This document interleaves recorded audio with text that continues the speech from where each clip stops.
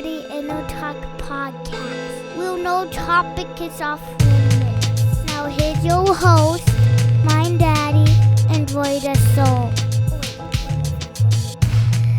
Thank you for coming to the Inno podcast. Boom, schlock, boom. In 3, 2, 1, boom, schlock, boom. Welcome to the podcast, Treven and Amanda from Live, Laugh, Larceny podcast. Thank you. Yeah, thanks for having us on. You guys' podcast is really professional. We do what we can. I do it all out of my basement. Really? Mm-hmm. He has a studio set up down there. But yeah, he is so good with audio and all that stuff. It sounds incredible. Oh, thank you. I mean, it's like I didn't know what to expect when I saw you, when seeing you guys. I was like, I wonder what you guys are going to be like, because you guys don't have any video or a lot of pictures or anything. So Yeah. I didn't even know what you guys look like. So it's fun to put Oh, yeah. faces to the voices that I've been listening to. Yeah, we did video for about 2 months, and then I totally fell off on keeping up with TikTok. So Me too. we have been recording video. In all that time, we haven't been doing it. I just haven't released it yet. Yeah. Oh, no. Yeah, we have a lot of video that just hasn't made its way out into the wild yet. Yeah. Yeah. I was assuming you guys were in some kind of like radio station, real super fancy studio. Oh, Really? No. Oh, it sounds like an NPR podcast. Oh, wow. Treven. Oh, no. It's just like a little makeshift living room. I mean, your setup is nicer than mine as far as just the room and everything. Yeah. But It's all decorated so lovely, though, because of his fiance. yeah, She decked it all out. It's so cool. Yeah, the only soundproof thing I have is 2 homemade little things that's just right behind me only. Like some old egg cartons. It was like Stapled to the wall. my future brother-in-law made them for me, but it's just like wood in a square, and then he filled it with the pink insulation, and then put some sort of fabric cloth, over it. right? Yeah. Yeah. Okay. Yeah. And so you do everything, all the like audio? Mm-hmm.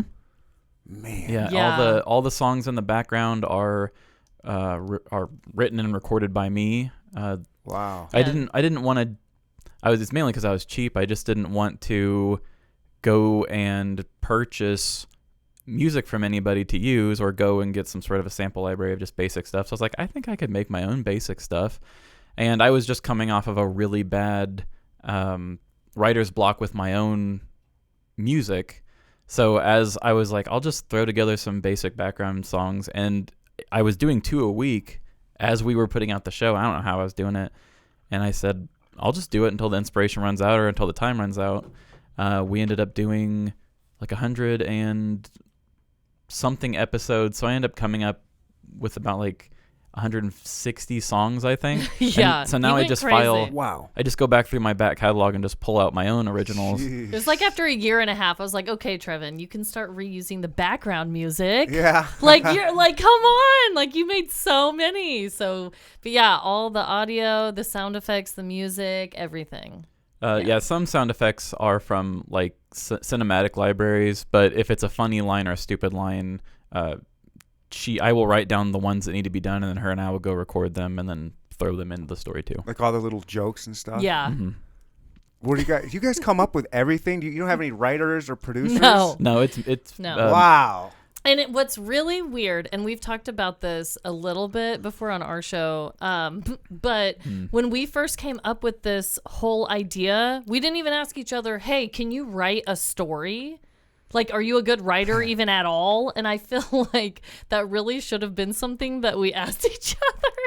But we both ended up knowing how to write, luckily. Yeah, it was totally just, it was like an understood thing. It's like, oh, you're creative, I'm creative. Mm-hmm. Let's just do this thing where we write stories. It wasn't, you like to write, I like to write. It was, I just hope that you're creative enough to know how to write. Right. And we just showed up day one. We said, let's just try this out. Show up Sunday, we'll record.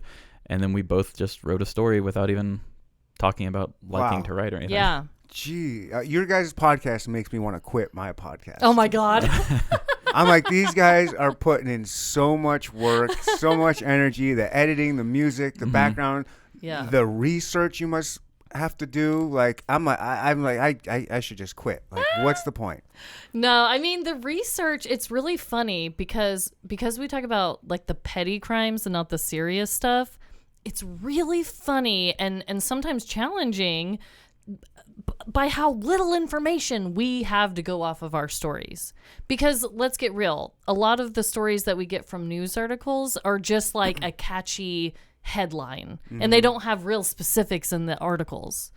Clickbait. So yes, Yeah. So a lot of the stuff we talk about this too, like all of the crimes we talk about are true, but we do fabricate and totally elaborate on things. But a lot of times we have to because we just don't have any backstory. We have no idea how we got here. So where do you get your stories from? Oh, God. We're all over the place. I mean, Yeah. sometimes we'll Google a petty, like looking for a crime and then a keyword to it, like fast food, or sometimes we'll look for a specific date. If something local happened, we've done a few local ones. If a couple really recent, like really big ones that people are talking about are doing, we'll jump on them. We also do personal petty crime stories. Like I did one talking about how when I was in college, I used to get drunk and steal American flags off people's front porches. Like, you know, Whoa. we've talked about like our own personal stories too and turn those into stories as well. But the news ones we've been seeming to do a lot just because there's so many weird ones out there. Yeah, our brand of humor is kind of taking things that aren't exceptional and making them seem overly important, even though they're not. Yeah. So when we do the personal stuff, it gives us a chance to sort of go an anti-humor route and dramatically tell a story that isn't big at all, but make it big. Like I told the story about I once was too drunk to get into Buzzard Beach. Wait.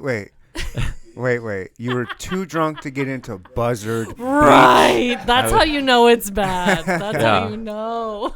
I was actually with our friend Robbie.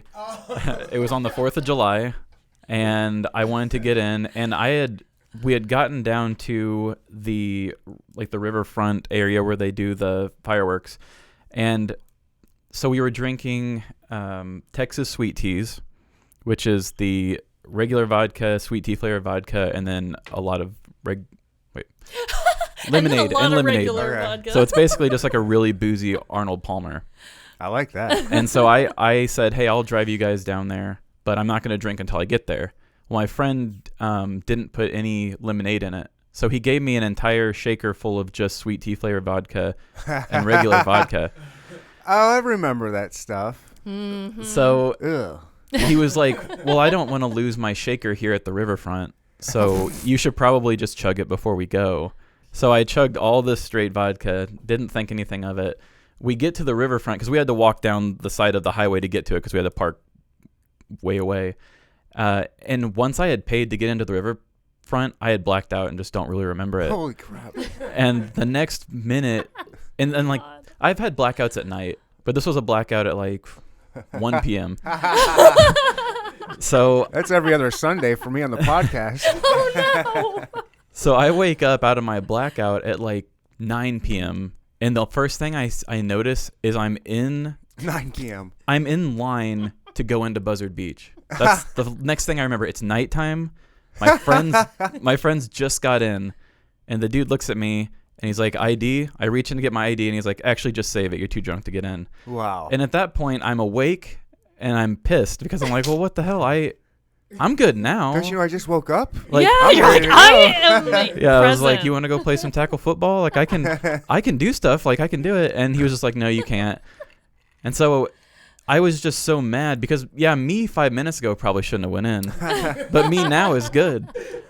And I tried all the tricks in the book. I circled the building and came out the other side because there's the two entrances. I thought you meant like paying them off, like slipping them a little 20. I tried Tell some. them to look that way. I mean, it was getting kind of cartoonish.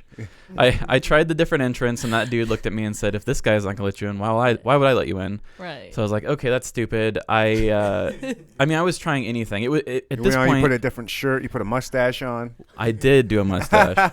So it was 4th of July night, and there was all of these like sorority girls that were just cheering, hey, it's 4th of July, hey.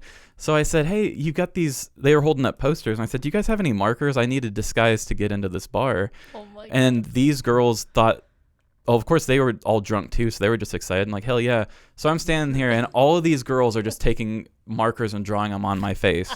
And obviously, not too drunk at all. Not too drunk at all. And I'm telling you, it was probably 4 different hands with markers on my face just going crazy. And I'm like, all right, guys, we're going to do this. So I have a posse now of sorority sisters and my friends going back to Buzzard Beach. And the dude looks at me and he's like, I'm not going to let you in. And I said, how do you even know it's me? I have this mustache. And the mustache was blue because they were using blue 4th of July markers. And I got so pissed that guy called me out again. And so I challenged him to fight me. But he wouldn't do it. And I yelled at him a bunch, and then I just went home. But so then at the end of that, when I told that story for our show, I told it in this very serious and dramatic tone. Mm-hmm. And I ended it with the whole moral of, this guy was really discriminating against me and not letting me into his establishment just because I was too drunk. Yeah. And I was like, that's no way to run a business. Yeah. Especially one that sells alcohol. Right. Right. So. Wow. So that's How the long kind ago of was stuff. that? That was a while ago. Okay. When it actually happened was like 4th of July of probably 16, 17. Okay. Yeah. That sounds about hot right. minute ago. Yeah. Well, just so you guys know, you guys are drinking on some petty crime glasses right now. These are all pickpocketed. Oh my God, you devil! That's my thing. Okay. I like that. No, that's like my husband. He gets like sticky fingers when he drinks. Like. I'll be stone cold sober, and I'm walking and you're just out. like, that's a glass I need. Yep. I did notice how they were all different designs. I actually do have 3 to 4 of those. Oh, okay. Just 2 of them were dirty. Nice. So is it just from certain bars and restaurants, or? Those are from Parlor. Okay.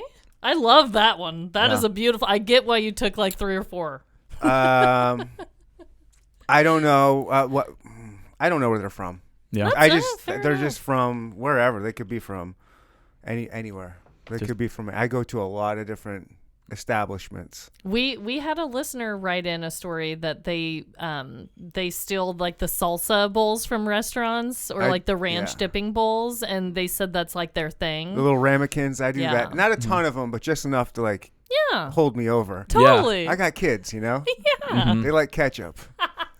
Yeah. And it is fun to use the real official ones. It is. And I can say, hey, would you like a ramekin with that? Oh, I didn't even know that was the name. Ramekin? It does sound really fancy, like coming out of your mouth. So Yeah. I thought wanna it use was it just more a now. little sauce cup. I don't know. Ramekin. They have to have a word for it, right? I guess. They Can't be do. like sauce cups. It's ramekin. Damn. I learned something new today. Thank you. Yeah, you're welcome. Who's the first one to shoehorn it into a story? Seriously.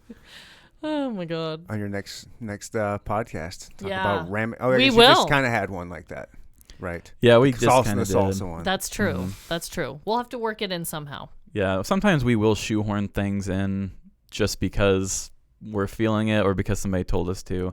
We had a listener send us a story once who we kind of say like, hey, if you have any guidelines on how you want us to handle your story, just let us know. And this girl had wrote in one and she said, I'm a lesbian, so whatever you do not make me straight in this story. Like, I don't want to be anywhere near men. I hate men. So I was like, well, fuck. Like, I wasn't really going to, I wasn't even going to bring her sexuality into the story at all. But now you're telling me I have to put it in your story. So at one point in the story, I'm telling this thing about her, and I said, oh, yes, that sounds good. And I said, in the way that only a woman who prefers the company of other women would say. Yeah. I was like, how else do you shoehorn this thing in And here? that's why you guys are different than me, because I would have been like, oh, you're going to tell me how to dictate my story now? Now it's going to be like, nothing, like you're getting gangbanged by nothing but dudes. Like, I'm going crazy with it now. Don't you tell me what to do. Oh, man. But you guys probably have a lot more listeners than me, and that's probably why. Oh my God. How did you guys meet each other? Like, what's your guys' story? How did this all blossom? Yeah, we actually met working at a job that we both hated. Mm-hmm. And The United States Post Office? I think it's worse than that, honestly. Oh, that's me. I think We worked for a company that repaired parts for trains. yes. It was a weird time Which in didn't both make of sense our for lives. either of us at I don't all. know why either of us were there. Company but we that were. made parts for trains. Okay. Repaired parts for Repaired. trains. Okay. Yes. And so we hated the job so much, and I just found myself going out there and gossiping away with this guy. And, Mm-hmm. you know, we would talk a lot of shit on people and Nice. just chat it up. And I was like, oh my God, I love this guy. And he became kind of like my happy place at work because I hated it so much. Mm-hmm.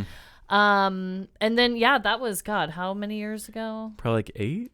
Yeah, it's been a Oh. while. Yeah. Yeah. And then the podcasting thing, I mean, before we had our show, I had started another show with a friend, and I knew he had gone to audio school. And so I asked him about it. Well, that show fell through, and Treven was like, I would still love to do a show. And so we did one together, and it just kind of worked out. Yeah, her and that other friend of ours that had her original show, they had talked multiple times at get-togethers and said, hey, we want to start a show, but they never actually, seized the moment and actually did it. They just Yeah. talked about it one day. Yeah. And so I was just like, hey, I have spare stuff laying around. Like, I can have you podcasting by tomorrow. Like, if you want to take this seriously, you should do that. Yeah. And so I think I kind of pushed them into it and gave them the Yeah. equipment, and then they recorded, and I edited for them for free because I was in a place where I wasn't being very creative, so I wanted to do something. Yeah. And then when that fell through, I was like, well, I actually want to step up and not just be a producer. I want to be behind the mic and do it. So that was a show that was more about mom problems and women situations. Yeah. So I was like, I don't want to come in and do this show with you. Yeah, no, that would not have made sense. So we completely started fresh, and we came up with the show idea in a night, and we were recording the first episode, I think, a week after the phone call. How'd you come up with the idea? Is it just, hey, this is what's hot right now? Women love this shit. We can definitely corner that market. Well, this woman loved it. I know. I am definitely like a traditional true crime fan, and Treven's more of the comedy fan.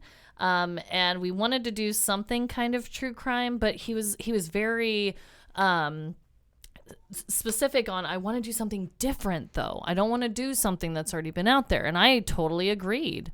And then we were just on a phone call, and I don't even know how it happened, but It was like one of those stupid movie moments where they're just like, oh, I got a song idea, and they looked off into the side, like look off for a second, and they're like, now it hit me. I know that, yeah. like that terrible Elvis movie or something, but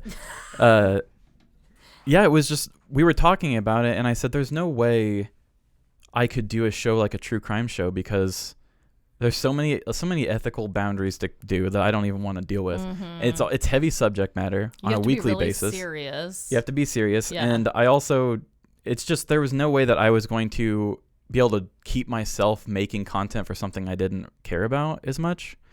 And so, you just lose motivation after a while too. yeah, I mean, to make something creative, there always has to be a little bit of expressing who I am in Right. it. And if I'm not expressing it, then I can't keep up with it. Yeah. I don't do it for the love of following true crime. I would be doing it to still let a piece of myself out into the universe, sort of a thing.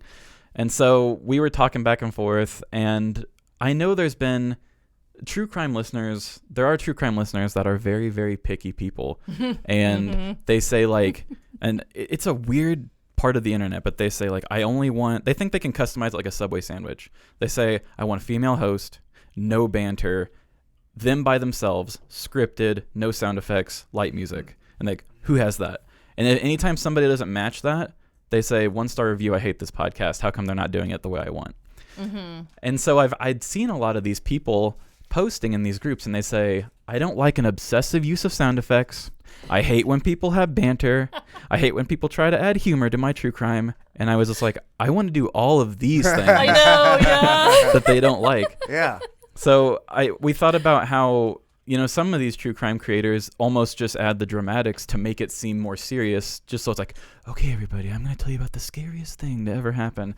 And so I was like, well, we should play off of that, except make it not make it things that aren't serious, almost like Naked Gun sort of thing. Yeah. And just, come out and almost with a bit of, because people will call us out and say, oh my gosh, these people are so unaware.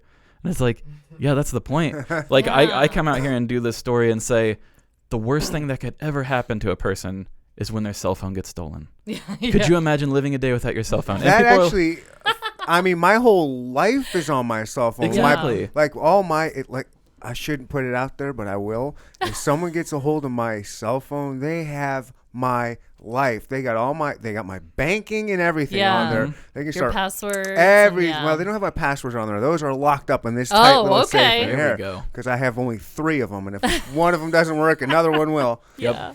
But I mean, they got everything, all my pictures and my videos and all my, they can blackmail the living shit out of me with some of that stuff. Oh, yeah. You know? Mean, I just broke my phone the other day and I was like, what the hell? You should be scared. People can throw your internet history. I would be terrified if somebody got my phone. My God.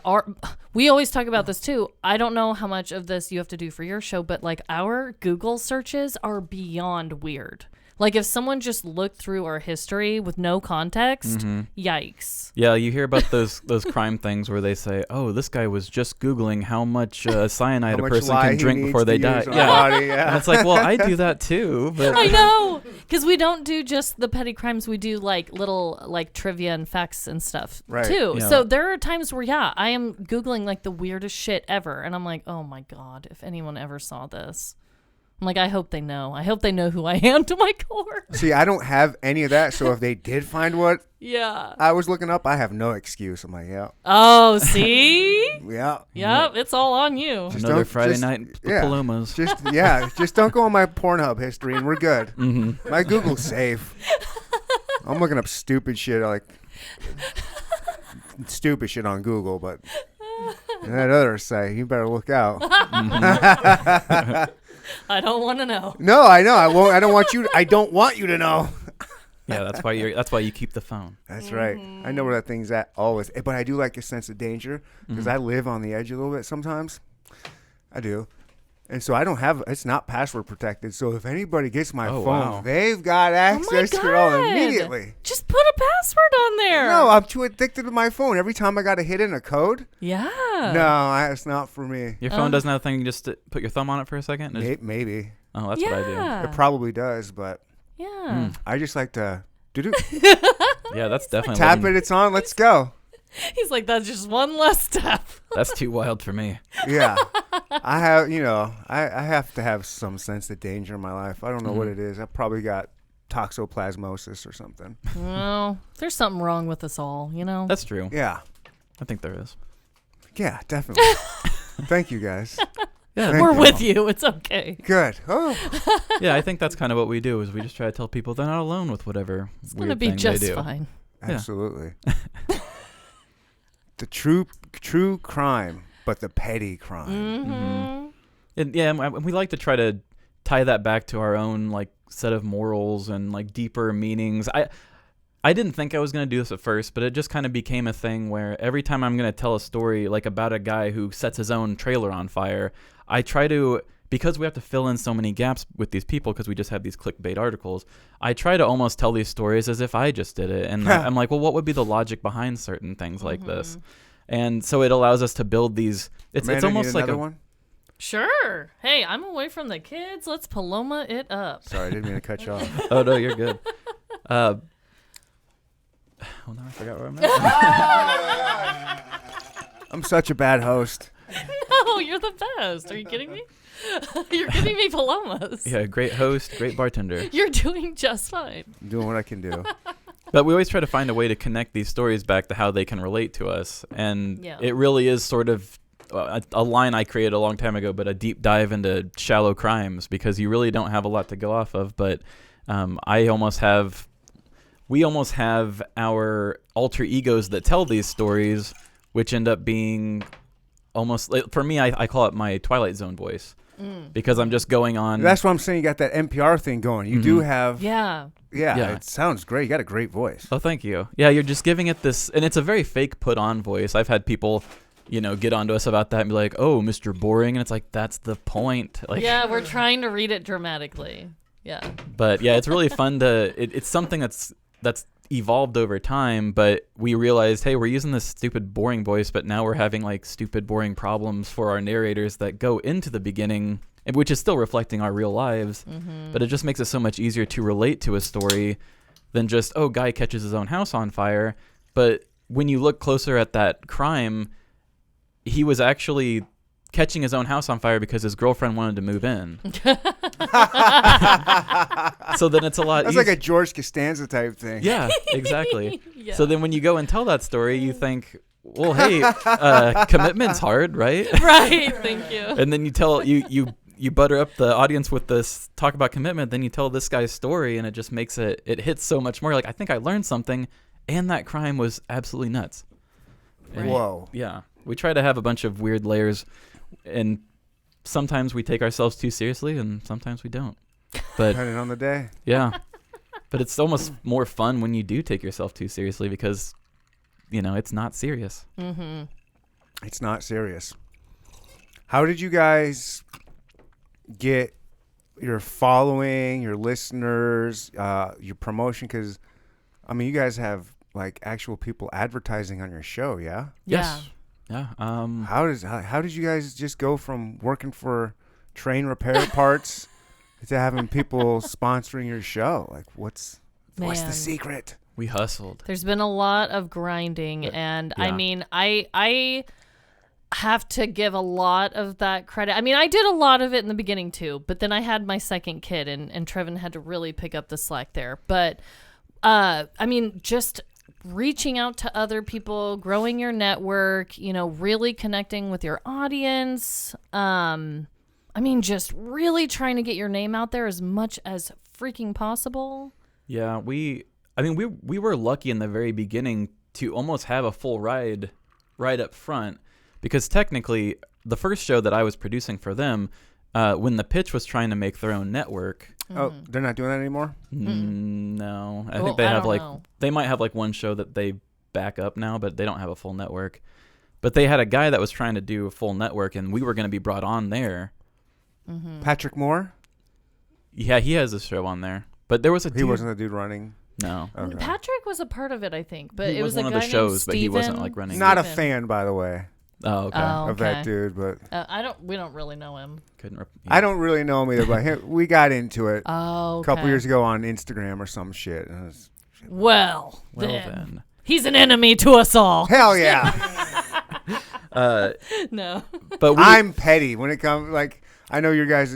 It's more like what, petty larceny or petty crimes. Yeah. But we'll do just I'm petty. No, you need to be a guest narrator on our show, because just from like meeting you, I can already tell. I'm sure you have a good story in there, because we don't only have to tell something that like you got arrested for. Like, sometimes it is just a petty, what we call a crime against humanity, is Yes. what we would say. So if you do something as just retaliation, Crime against humanity. Hold on now. Hold on now. Be careful. I don't know that I'm creating any. I'm not Hitler over here. All right, listen.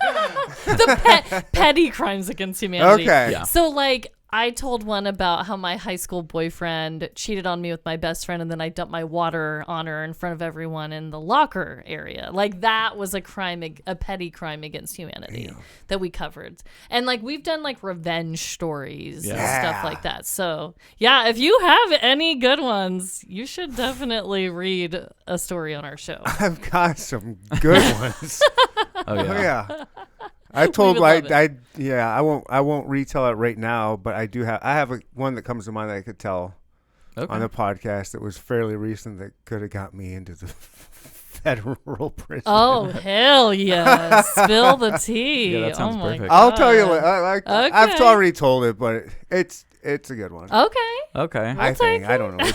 So we had originally had started from day one. We're already on their network, which was cool. I mean, it didn't do anything for us per se, but it was still cool to have had that little bit of footing, I guess. Okay. But then that fell apart. That was right around the time that the pitch had sold, and then they had dissolved that whole network thing they were trying to do. And so then we went on our own, and we were just like, well, we kind of felt like maybe the network could have tried a little harder and to have tried to grow it. And so then that just kind of just lit more of a fire underneath us to say like, hey, I want to do more on my own. And so I think that helped I felt like we had something to prove, kind of, because we were just like, why aren't you working harder on this? So we worked harder. We reached out, did a bunch of cross-promoting with people. Instagram is where our listeners mainly come from. TikTok's been kind of working for us, but we don't do the Twitter thing. Facebook doesn't really do a whole lot for us. And too, have you ever met the guys that do Generation Y?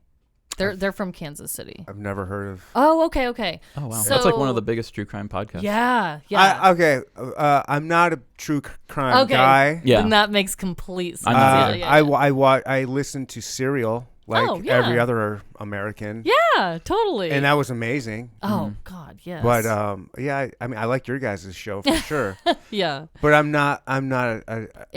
don't watch Unsolved Mysteries. It's not in my wheelhouse. Yeah, their show is definitely more serious for sure.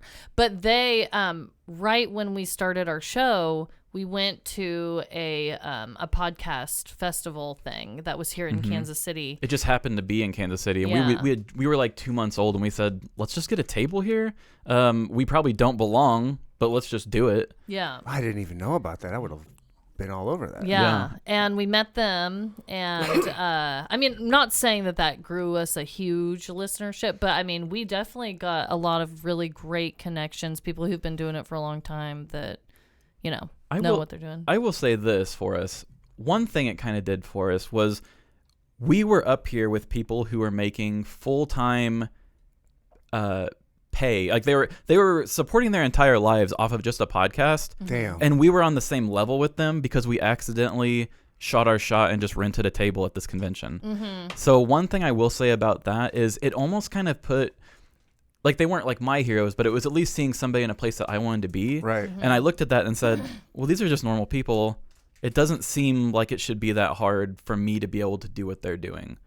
And I mean, we're definitely not making a living off our podcast yet, but to see that, like, everything's not on like this big pyramid where the people at the top are so unreachable. We just accidentally, we're just like, it's hometown. Who knows what the hell this thing is? We'll do it. And then we end up just like rubbing shoulders with Generation Y and a bunch of other people. There's a couple people up from Kansas that actually run those ones that are more scripted, so that they don't put their personality into it, so you wouldn't know, but they actually do live in Kansas, and they make all these true crime shows. And it's like, wow, you guys are bringing in all this ad revenue, and you're just normal people who are just wanting to hang out. And I guess it kind of it made them seem less scary to me to think that, like, oh, you're getting paid full time on just doing creative stuff. And it's like, man, you must be drinking something special that I can't afford. You must be doing something. And it's like, no, one of those guys still works a full-time job here in town and runs the podcast. And he could live off the podcast, but he just does both. Yeah. He lives in the Northland just like us. Yeah. Damn. Yeah. So it really made it less scary to shoot your shot and try more things going forward when it's like, well, you guys aren't really all that scary. Yeah, it makes it easier to reach out to people. Yeah. When you've already met people and you're like, oh, okay. Yeah, like when you see your hero from a distance. Like I almost ran face first into Kevin Smith at Comic-Con. And I love Kevin Smith, and I just got so scared and backed off and didn't say anything. While a whole line of other people were like, Kevin, sign this, even though it's not your time to sign shit. And I felt like, man, I wish I would have seized that opportunity. But, you know, had I accidentally had a table across from Kevin Smith that situation, maybe I wouldn't have viewed that as such an untouchable, you know, level to be at. So being on that level with those people kind of made it less scary to talk to your idols. You know what I mean? Just the podcast convention. Just the podcast That was convention. like a real big thing for you guys. It was it was a really good icebreaker. It changed the mindset of it. That was here in Kansas City?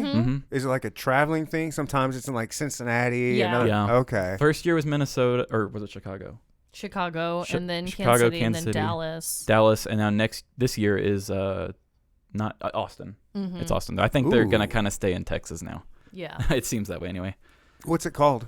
It's specifically a true crime podcast festival is what it's called. Oh, I thought it was just a podcast festival. No. Okay. No wonder I didn't hear about it. Yeah. I'm like, why didn't I hear about this? No. But honestly, Treven and I, the longer we've been doing our show, we've kind of realized that we're honestly more comedy than true crime. So we don't know if that's necessarily our jam going forward to go to festivals. You guys kind of have that, like 3-ish segments kind of type thing. Like there's a little bit of banter in there along with some comedy. and the little questions and stuff, and Yeah. then the crimes. Right. Yeah, I like to think of it as kind of when I was a kid, I grew up watching Ren and Stimpy. Yeah. Or like Key and Peele, how it starts, or Chappelle's Show. It starts with him coming out, doing a little bit of like talking to the crowd. It's almost like a variety show. And he's like, now here's some skits, and then he steps off, and then he comes back, and every show ends with him back on the crowd or back on the stage saying like, hope you guys enjoyed that show. That was cool. Yeah. I like that segmented approach, and that's what I wanted to do. Like when you see people giving a podcast bad reviews, a lot of times they're like, oh, I wish these people would quit shutting up about what they had for breakfast this morning, or just like quit talking about your fucking life. I just want to hear this one thing. And so I thought, well, if we make it into a segment intended to kind of warm the crowd up, and also just like it has a scope. We call it our Dreadful Dilemmas, and it's basically just our millennial way of taking something and making it a bigger deal than it really is. Okay. So it's like, how old are you guys? I just turned 32. And I'm 33. Okay. Yeah. So like we would have one where she just did one where she was so upset because she had lost her phone and had to use her laptop. So we had to move her camera to the other side, and she's just like, my right side of my face looks like shit. I was like, I definitely have a good side, which honestly I probably should have sat in that chair. But that's fine. But yeah, so we don't just talk for nothing. It's like at the beginning, we each have a problem about our lives that we're going to discuss. That's our dreadful And dilemma. it's usually very anticlimactic, just like our Very crimes. much. To where it's like, this isn't really a big deal. It's just, It was is to me, us. though. And people can relate to that, Yeah, for sure. Yeah. We will sometimes have a real problem, but it's all with the scope of being funny for the most part, or at least just accepting. Well, your latest episode, you got a little serious. You Oh, got some yeah. stuff going in. We do that sometimes. Yeah, sometimes. We do. Well, That's okay. more rare. It's being but yeah. yourself. I think that's good. Yeah, I Yeah. mean, that's what I want. I mean, we do. Sometimes people get mad if we talk about our lives within our stories. They don't like that crossover. Some people do like it. I think, to me, as a human being, I'm going through different. He's a human being. I am. Turns out. Everybody listening, I know if you're not watching this, he is a Homo sapien. We're always growing and, evolving in different ways, learning things about ourselves. So it's just like, I don't see why I can't share that journey with people too. And it almost helps me think of our show in sort of segments, like you would a TV show where you're like, oh, this was the time when Ross and Rachel were dating, or this is the time where they weren't. And I can just kind of look back and be like, oh, this was in the era when Amanda was pregnant. Mm-hmm. It's like, oh, this was in the era when... Again. Yeah. God, this is the era where Amanda's deep breathing into the mic because the baby's on her lungs. Yeah. This is the one where, like, this is the segment of time where I was homeless. This is like different things that happened. And then we just we know that within almost our character development as people, that's where we know where we were at in the show, which is really cool. Nice. So it's something that, even when we're done in 20 years, I may look back and listen to this, and it's almost like just a treat to myself, It's a time capsule. For sure. And Amanda, I don't know if you think about this like I do, because I have my son's going to be 10 in a couple weeks, and my daughter is 6. Aww. And I think about, one day they'll be able to look back at this and be like, that was Dad, whatever, 15, 20 years ago, or whatever. Oh, and for like, sure. we need to lock this away because he will be canceled. People find this stuff in 20 years, I will be canceled for sure the way this culture's going. Yeah, you're probably right, actually. Yeah. But no, I mean... Until we get Donald Trump back in. Am I right, guys? MAGA? Oh, God. I'm just kidding. We can't do that. I'm so sorry. Oh, no, it's a smear campaign. I can't. But no, no, there are a lot of times where I tell funny stories about my kids, and it will be funny to like have that to look back on. Oh, like, yeah. Like one of my dreadful dilemmas was like, oh, my daughter, she was creating spit artwork in the back seat, in our car. Spitting on the window or something. Yeah, I remember and she was that like one. painting, and I was like, oh my God. But I it was dreadful, and it was a dilemma because I wanted her to be creative, but I also don't want her spitting on my window. Yeah. So that's where it was a little Treven, bit of you a need dilemma. any ice or tequila or squirt Yeah. Hey, or I'll anything? take more of everything. What do you need? But yeah, it is fun to have that to look back Yeah. on with your kids to remember the funny things they do. Yeah, I like that about our dynamic too. Is when we went to the second true crime, we've gone to 2 now. We traveled to the Dallas one, and one of the people had asked us, like, a male and female host, are you guys together? And we're like, no. And they're like, oh, so just male and female that are just friends. And they almost like Yeah, they're like, wait, what? like they almost like reduced it in their brain as like a mathematical equation. And they're like, I don't think we have a true crime show that's just a man and a woman who aren't together. Like, Yeah. like, well, why does that have to be the selling point of, your content? But yeah, I thought it's something interesting too, because I'm a guy I'm engaged, but I'm not married. She's got kids. We're not together. So I think it gives different dynamic conversations too, because there's plenty of shows out there that are true crime or just conversational where it's like two higher energy, bubbly people like Amanda together. And then there's plenty of more soft-spoken, boring white guys like me who talk to each other. So I think blending us together makes it fun for the different sides of what you may get in a conversation. Yeah, you guys got good banter. You guys got good chemistry. Yeah. Mm-hmm. Thank you. Well, I mean, when you start a friendship based on chatting. Hating? And hating. And hating. Oh my God. God. Mutual hate is We so were like strong. the little bitching, gossipy people. Yeah. It's the haters' ball. Yeah. The player haters ball. Player haters' ball, baby. Hey. That's right. Oh my What God. I liked about, so I listened to your latest episode. I'm a huge Michael Crichton fan. Oh, really? Oh my God. I've read all of his books. I've been reading his shit since, obviously not anything now, he's dead.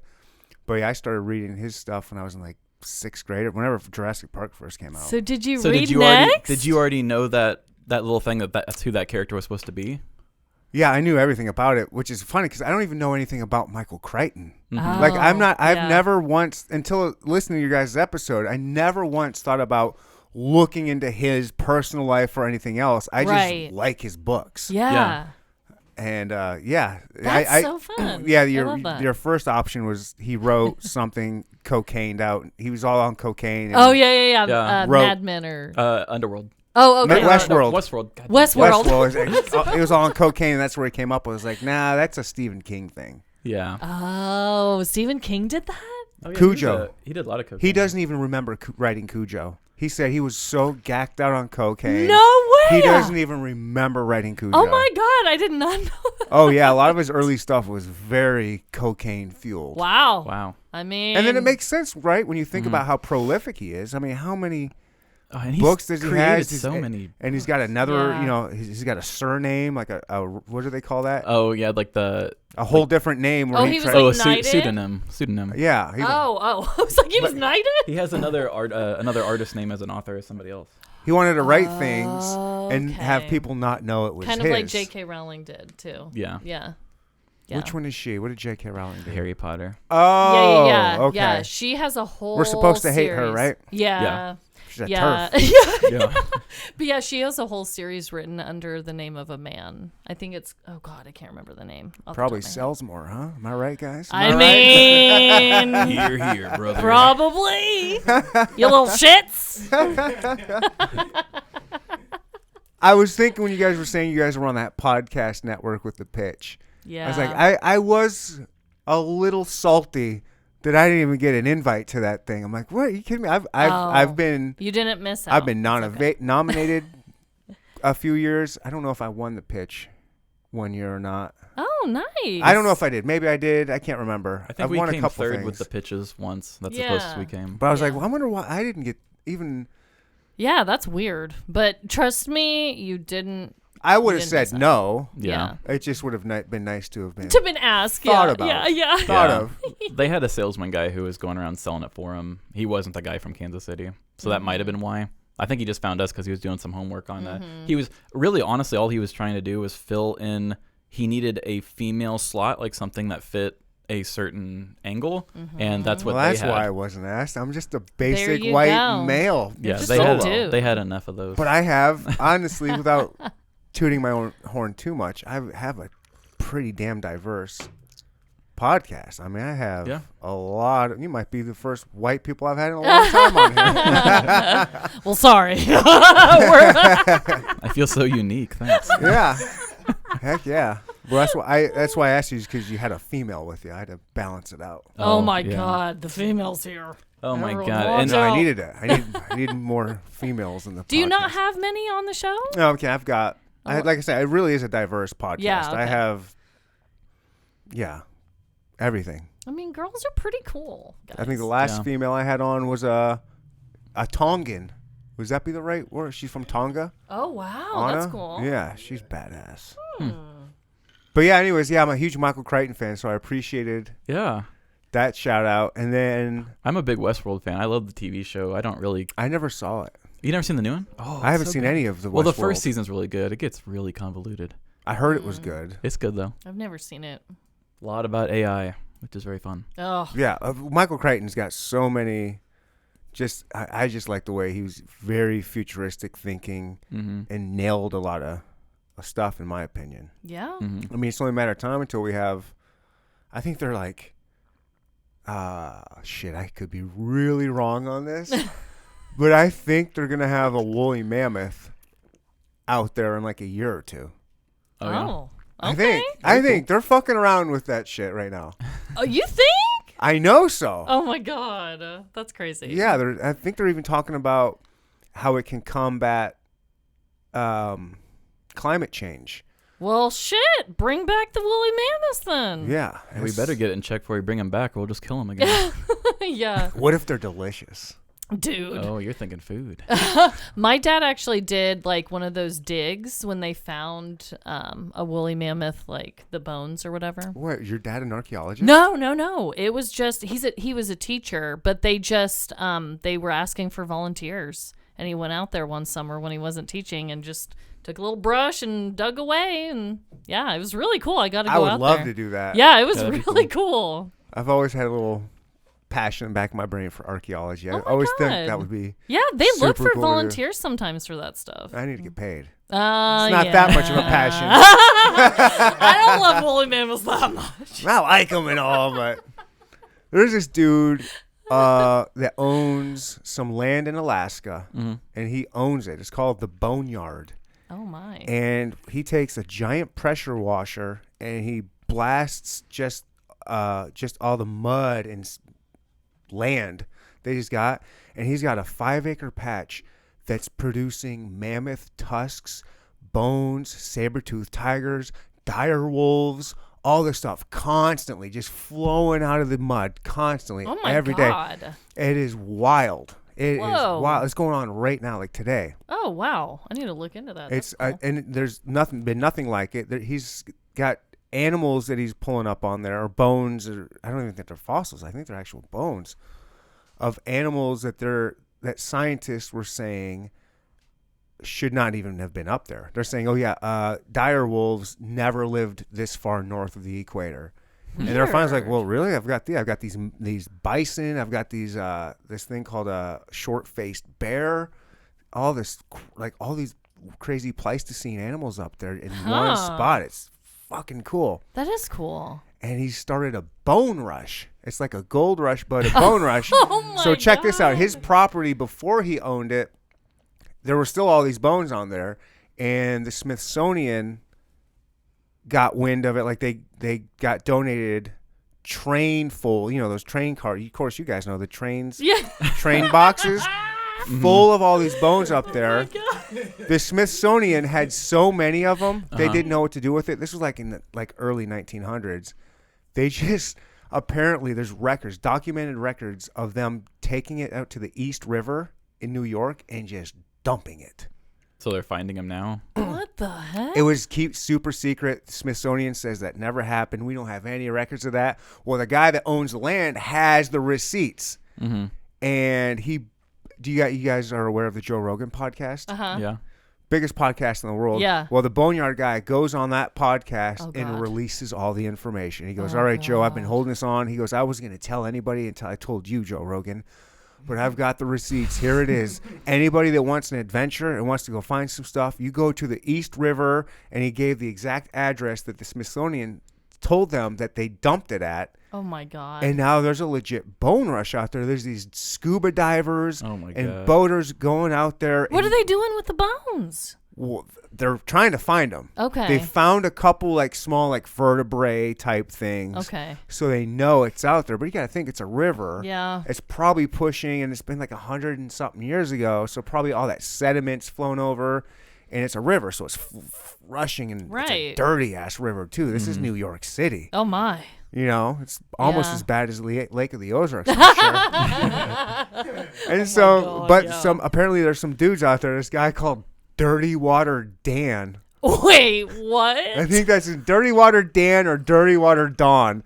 He's got this operation in New York where, he just goes and dives in the East River, water? The dirtiest of dirties. Oh my God. And so like there's a legit like bone rush of these people all because of this podcast and all this stuff. Yeah. Wow, that is weird, but cool. Bone rush. Oh my God, Dirty Water Dan. I kind of hope his name is Dirty Water Dawn, because like Dawn dish soap, you know? Oh, spelled differently though. Yeah. Oh my God, what a name. What a name to give yourself. That's crazy though. Like that's such a human thing to do. You're like, like, part? Finding all these weird bones of a weird animal, and you're trying to like make sense of it in your head, and like, well, did they like move down to this part of the world and die? And like, no, humans just move their bones to a place and dump them. Yeah. But nobody would have found them or even looked for them in the East River. Yeah, why would you? Yeah, but since they know they have this, and like, imagine if you find one mammoth tusk, that's worth more than its weight in gold. Damn. That's like worth you can retire. So that's why people are doing it. Yeah. They're trying to sell that shit. So like New York people with scratcher addictions are holding off for a little bit, just digging in the water for a bit. Absolutely. Damn. Digging for bones. Oh my God. Okay, guys. We've gotten loosened up a little bit. We got some I've been wanting to talk to you guys. Oh my God. All right, listen. I love haters. Give them to me. Give them to me. You love haters? Give them all the haters. You're going to waste your time. You hate me so much. You're going to waste your time on me. Yeah. You're going to write me a review. You're going to spend an entire podcast episode on me. Oh, my God. Yes. Yeah. And you guys ignored it, basically? Who is this podcast? What happened? You're not on your podcast. Yeah. Bring it on to this. Bring on Neander Talk, baby. Come on. I need to know. Who was the podcast that was talking shit on you? What happened? You actually almost said their name. It's Do you even Dirty Water Dicks? Dirty Water Dick Face. That's what I think you just said it. It's Who Are These Podcasts is the name of the show. Yeah. I don't. Oh, I. Well, you just said, who are these podcasts? Yeah, who are these like, that's literally their name, is they just pick different podcasts and just sample their own show, pick it apart out of context, and then just rip into you. Mm-hmm. It's the weirdest thing. And then right after that, they give a very Howard Stern, very kind of style, like cheesy radio show kind of thing. And that's just like all they do after it. So they make fun of you for about 15 minutes to bring the people in, and then they just put on a shitty like radio show right afterwards. And I think that's got to be where all their listeners came from, because I think that's how they came from. What, your guys' podcast? Well, no. They just go off and they just pick fights. Mm-hmm. And then I think they get a little bit of drama, and then somebody talks a little bit of shit. People listen to it. And then, because they're like, oh my God, this show was talking shit. And then they send it to a friend or whatever, and they're like, check this out. And I think that's how they boost their numbers. I mean, their ratings are so bad. Like, they are just pissing off people left and right. But, you know, the thing is, and it's been something that Treven and I have both had to adjust to, is that, unfortunately, the more listeners you get, the more haters you're going to get. And that's not unfortunate. Embrace it. Yeah, no, it's true. Embrace it's that true. shit. It's true. If you're going to listen to my podcast, I don't care if you love me or hate me. I got that You're giving download, us a download. Baby. Give it to me. You're giving us a download. And you know what's really funny is that after they did that podcast about us, we actually got a review from somebody that left us 5 stars on Apple, and they said, I loved what they did with your show on their show. He's like, I don't listen to your show, but I liked it when they made fun of yours, so here's 5 stars. And you guys didn't even listen to it? Yeah. Well, I didn't. I listened to about the first 5 minutes or something. It was so personal. It was so weird to have done that to another person. I just don't get it. Yeah. I can't. I would not be able to not listen. I would have listened. not only that, but I would have listened to it, and then I would have come back so hard at them. And he almost did. So I know. had an Wow, idea. You should have done No, it. I had he a It's not almost too did. late. He It's not almost too did. late. But you know what? We always have been the petty podcast, and we Yeah. always will. And there was a time where Treven had this really petty, dickish landlord. And we turned it into this whole thing on our show. And we just blasted this guy. And he had like a live band performance that like fucked up the showings he was trying to do. We got an article in the pitch about it. Like, Yeah. my realtor had came in and said, hey, you have 30 days to get out, and I'm going to start running showings through your house within the next like week. And it was during like the heat of the pandemic. Things were getting crazy. And so the guy who owned the house, because he hired the landlord people to just kind of manage it, and he was like, I want to sell right now, because he knew houses were selling like crazy. And he's like, I want to sell right now. I want to cash in. I'm done. And they were like, okay, well, you guys, you got to go. And I was like, whoa. We're not Yeah. good with that. And so they started like, I need a house. they started kind of pushing us around a little bit. And the guy, this real sweaty, real scumbag realtor came by, and he tried to like strong arm us into being like, you're going to just let me do what I want with your house. And I could just see it in his face. Like, he's a sweaty guy. He worked for like the shittiest realty place there was. I actually watched him get in his car and like hit his steering wheel and get himself pepped up before coming in to talk to us. Yeah, it was like, oh no, you showed How your cards. embarrassing is that? So he shows up and he's doing it in such a, it's not like in the movies where a guy just kind of walks in and just like, you know, powerful white man's you. You know, he's like, I'm going to do this and you're going to deal with it. He actually just came in and was like, I'm going to do this. All right. Question mark? Yeah. Yeah. And I was like, I'm not buying it, dude. We're not going to do it. And he's like, okay, well, we'll see what we do. And he didn't like confirm anything. But then like later that evening, he had put out a sign that said open house tomorrow at noon. And he had left at like 6 p.m. the day before. And I was like, you didn't give me 24 hours to prepare my home? You're going to have an open house? And like, we're in the process of moving because they said get out in 30 days. I would have trashed the house. Pizza boxes, dog shit in the corner, just whatever. He Like, went look. through a lot of different scenarios. I looked up a lot of like what's legal, what's not legal. And they're like, well, technically it's not your apartment or your property. You can't do this. But I was like, okay, but I can still legally inhabit the space. They can't tell me to get the hell out while I'm paying to be in it. So if he wants to do a open house, you have every right to be there. So I was like, well, I do love making music. So I reached out and got a drum set from a friend, set up all my equipment, Nice. and we were going to be like, and we made fake band posters. We called Nice. ourselves Perpetual Eviction. Mm-hmm. And it was like it was a whole thing. That's good. He went live on our Instagram. Yeah. And It was like a stupid like metal font, Perpetual Eviction, and we put it on his little open house sign in our yard. It says open house today, and I put featuring a special performance by Nice. Perpetual Yeah. Eviction. Hell yeah. And so we've done. He has done the petty shit for Yeah. sure. So anyway, once the guy had seen the signs, the lady that he had sent to do it because he wasn't going to come do it. Right. He got scared. She starts taking all his pictures and he's like, what is this performance that's going to happen? And he was like, pull out. We're not even going to do it. And so before people could even tour the place, because I had a kid, like a 16-year-old kid that was just he'd never played drums in his life. And I was like, just make noise. This is going to be disgusting. Like, I don't care. And so before we could even make the performance, they had pulled all their signs out and left. Nice. They left us alone until we moved out. So, I mean, I was wanting to do something of that caliber again with this show. And my goal was, I was going to say, freestyle rap battle. Let's go. Like, I'll do it. You and me right now. I don't even know you podcast, but I know that you're not creative and I know you suck. Right. So I was like, I challenge your ass right now. And even if mine's bad, yours is going to be worse. So Rap battle. tell me how you're better than me. And I don't think I'm not a rapper. I don't give a shit. But Shit, you should have let me rap battle him. But it's funny. I love it's to funny rap.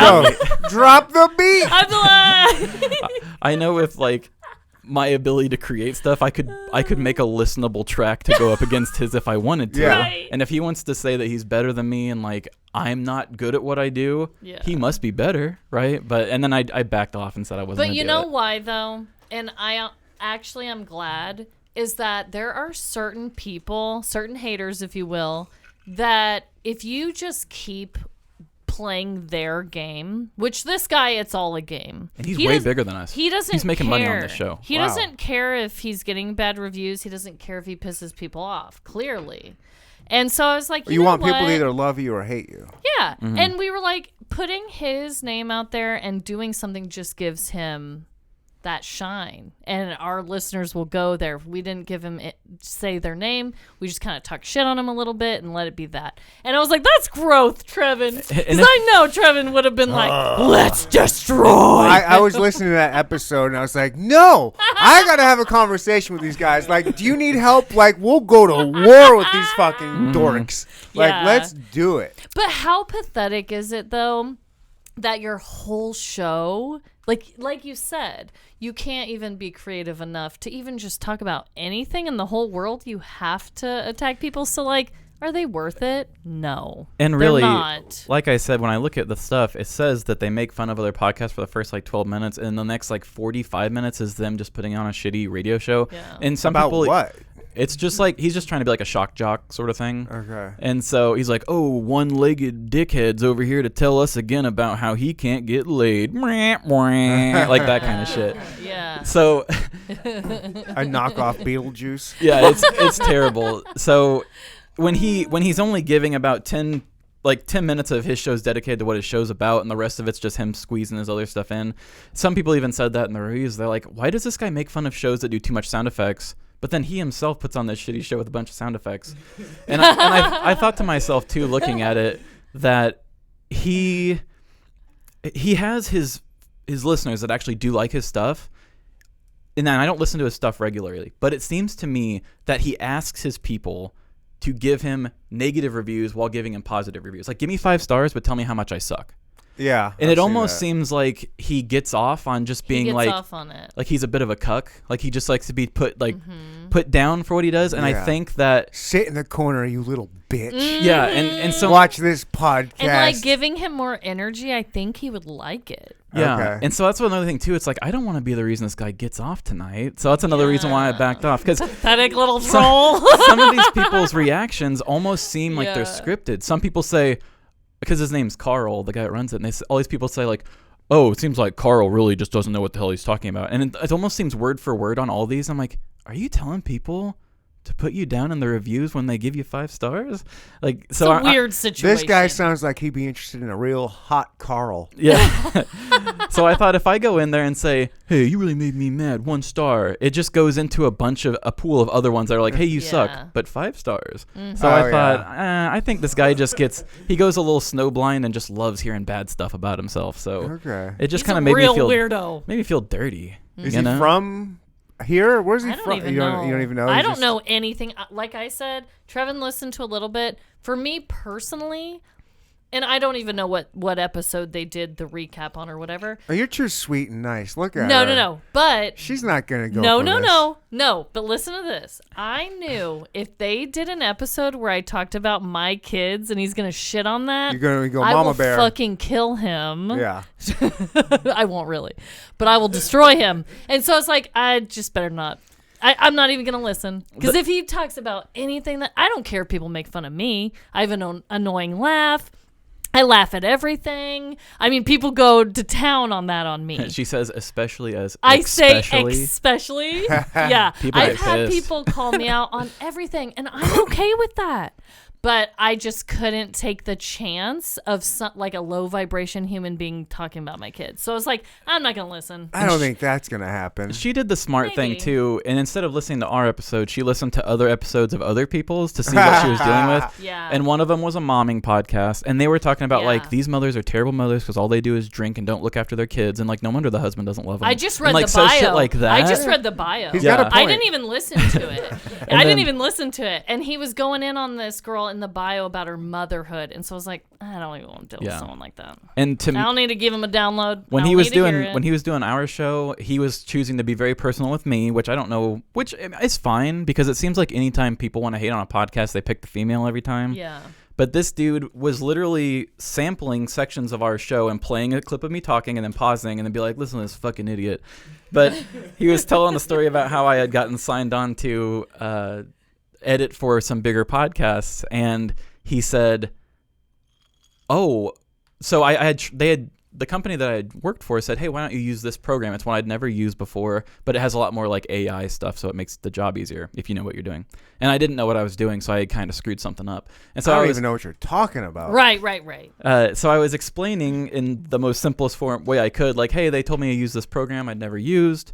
I used it. It was I made his a dreadful mistake. dilemma. I made a mistake, and it's like, I'm learning from that. You know what I mean? It was just what I did. This guy takes my fucking like vulnerable story here about how I was like shooting for my dreams and fucked up and fell on my face, and he's like, yeah, so this idiot thought it was smart to start a new job trying to get his dream, which it's a stupid dream in the first place, but he's trying to do his dream, and he thought it was a good idea to take a shortcut and use a program he'd never used before. Idiot.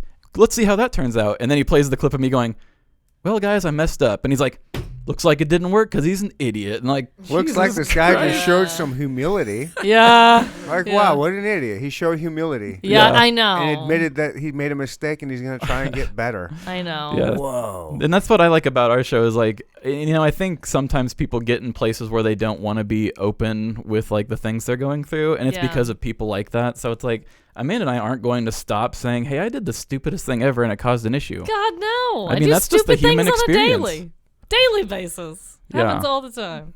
And I'm okay. Look, I've got an IQ of like 76. I get it. Mm-hmm. Yeah. So, no, I mean, for me, it was annoying and it was upsetting, but I actually forgot all about that already. Yeah. For me, it's just like moving on. That's something, too, that we've had to learn is... That shit motivates me. Does it? I do. Unfortunately, it does. Yeah. I do like the haters, motivators thing. I like that. Yeah, I hate it, but like that shit, like revenge, like motivates me. Hate motivates me. Oh, yeah. I hate that it is like that, but I can't. I've always been like that. Like, I blame it. I was born and raised in Michigan. Okay. And I'm a Michigan Wolverines football fan. And we've got, some would argue, the most hated rivalry in all of sports with Ohio State. Oh, we fucking hate Ohio State. Ohio State, you know, they're like muck Fishigan. Like, they hate us. Wow. They hate, so we've had like 100+ years of just this fuck you type. Yeah. And so like I just grew up with that, and I was an athlete. I played soccer all through college, and like my best games were against our rivals, and I didn't know these people, but I'm like, I hate you anyways, and I just get this. I can't help it. I don't know why, but I'm just, you know, also my father left me at a very young age, so maybe you know what? It always ties back to childhood, am I right? Yeah. And like as a parent, aren't you like, oh shit, how am I gonna mess these kids up? Because we're gonna mess them up, right? Yes and no, because again, like my dad did leave me when I was like, I never knew my dad. Okay. My biological dad didn't know. I don't know him. Never. So knew you're like, him, at least I'm there. Nothing. Yeah. And now I'm like, I can't fuck it up that bad. At least I'm here every day. That's true. What's that saying? They say a bad father is better than an absent father or something. Yeah, like that. Exactly. So what? I mean, I might hit him every now and then. I hide the bruises, you know. Actually, now that I think about it, I put oranges in socks when I hit him. You know? Maybe it's the other way Fuck around, these actually. I'm kidding. Anybody listening to me knows I love my kids more than anything. It's stupid how much I love those kids. Oh God, it's stupid. It's funny. If I loved my kids any more than I do, it would be illegal.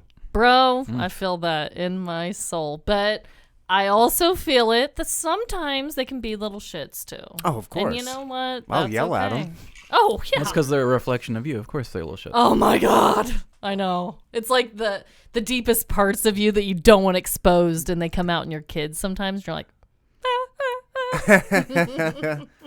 It's weird. It should be illegal to have kids. It's such a psychedelic, insane experience. And really, I never thought you could love something that intensely. It ruins your life. How much you love these kids. You're worried about them 24/7. Treven, don't have kids. I know. Don't do it. It's amazing, but don't do it. I think it's an experience I have to have once. He wants to have one. I think him and his fiance want to have one. Okay, hold on. Saying it's an experience I want to have once and having one kid. Yeah. You're having that experience forever. It's not just once. And it doesn't stop at one. You can have 2 or 3. It's still the same experience, and you're still having it. Yeah. So just do 0. Some friends and I actually were talking the other day over some drinks and thinking how they say there's those clickbaity ads where they're saying like, oh, millennials killed the housing market and stuff like that. But they say, I think that was the bankers, but go on. Yeah, exactly. Right. I know. I'm totally with you. Don't on that. blame us. I'm kidding. You guys need more alcohol? Oh, I'm good. I'll take a little more. So, but they say something like, oh, millennials killed the housing market. And then they say, there's certain people who aren't even choosing to get married or just going in and co-buying houses together and shit like that. Right. And Emily and I, with a couple of close You friends. mean those that don't want to involve the government in their relationship? Right. Right. right. But how wrong? some friends of ours and I, we were actually having a conversation over drinks and thought, oh my gosh, we should take this one step closer and go foursies on a baby. Was it you and Luke and Kat? No, it was James Wait, and Emily. what is Oh. that?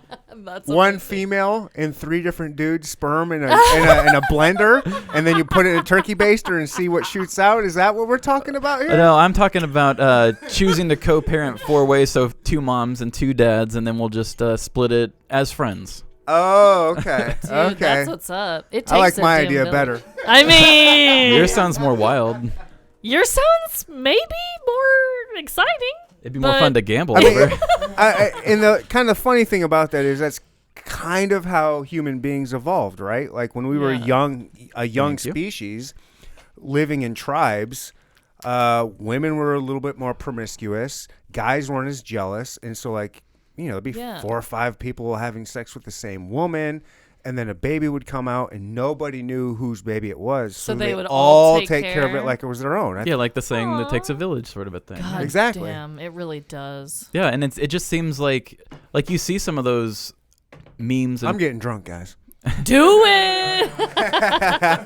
you see those memes and stuff when they show like the extended family where it's the 2 divorced mom and dads and they both remarried and they're all 4 like cheering for a kid. And I'm like, I mean, I get They it. didn't have my ex-wife. I get Oh, it. snap. It's a meme, but Yeah. what if you just started that from the start and you were all just financially stable and just said, I want to have a kid, but maybe not full time. I would be financially stable if it wasn't for my ex-wife. Exactly. I thought you were gonna say if it wasn't for a full time kid. Yeah. No, it ain't the kids. It's Right. someone else. Right. Oh man. I like that concept though. Yeah, we thought about it, and I was like, it was one of those drunk nights where it's like, should we? Should we? Add a little weed to that mix, and it was a yes for sure. Well, only about half of us were high, so that was, I think that's why it didn't go past the idea stage. Damn, on mushrooms then. There we go. Oh my god. Oh my god. Life's weird. Mm. What's the goal with your guys' podcast? Well, I want to make it. That's the goal. Make it as in make it and be something, or just make the podcast? I want to be something. I think good. that I put enough into this as far as just like you said, it seems professionally put together. It is. I don't put in those amount of free hours because I don't think it can be something one day. It has taken. We're in this weird space in. Invested hours. Those aren't free hours. You're investing. It's true. Yeah. It's invested hours, and I don't mind doing it. It doesn't bother me. Amanda, more? Maybe. I'll take a little. I'll make you a weak one. Yeah, make me a little baby drink. But I like doing it. I feel like we're doing something that's not being done right now, and that's never quite been done before. And it's one of those things, like when you see somebody get rich off something, and you say, well, that was a very simple idea. How come I didn't have that? You know what I mean? Oh yeah, the pet rock. Yeah. Oh my something- god. something like that. When I listen to our podcast, I'm like, how did somebody not do this already before? And so, and there's been so many times in my life where I've had that idea, or not this idea, but a idea where later it gets famous and you think to yourself, damn it, why didn't I just act on it? Yeah. And so this is one of those situations where I'm not really one of those people. I'm not that confident in what I come up with. But in this idea, I'm like, you know what? Nobody else is doing it. And I think I need to see this through to the max potential. But there's just a Yeah. lot to learn about it. God, I mean, when we first started, thank you so much. We did this for free forever. I mean, God, and now we're only making small amounts of money. We're not Good like for you. I'm spending money on it. right. Yeah.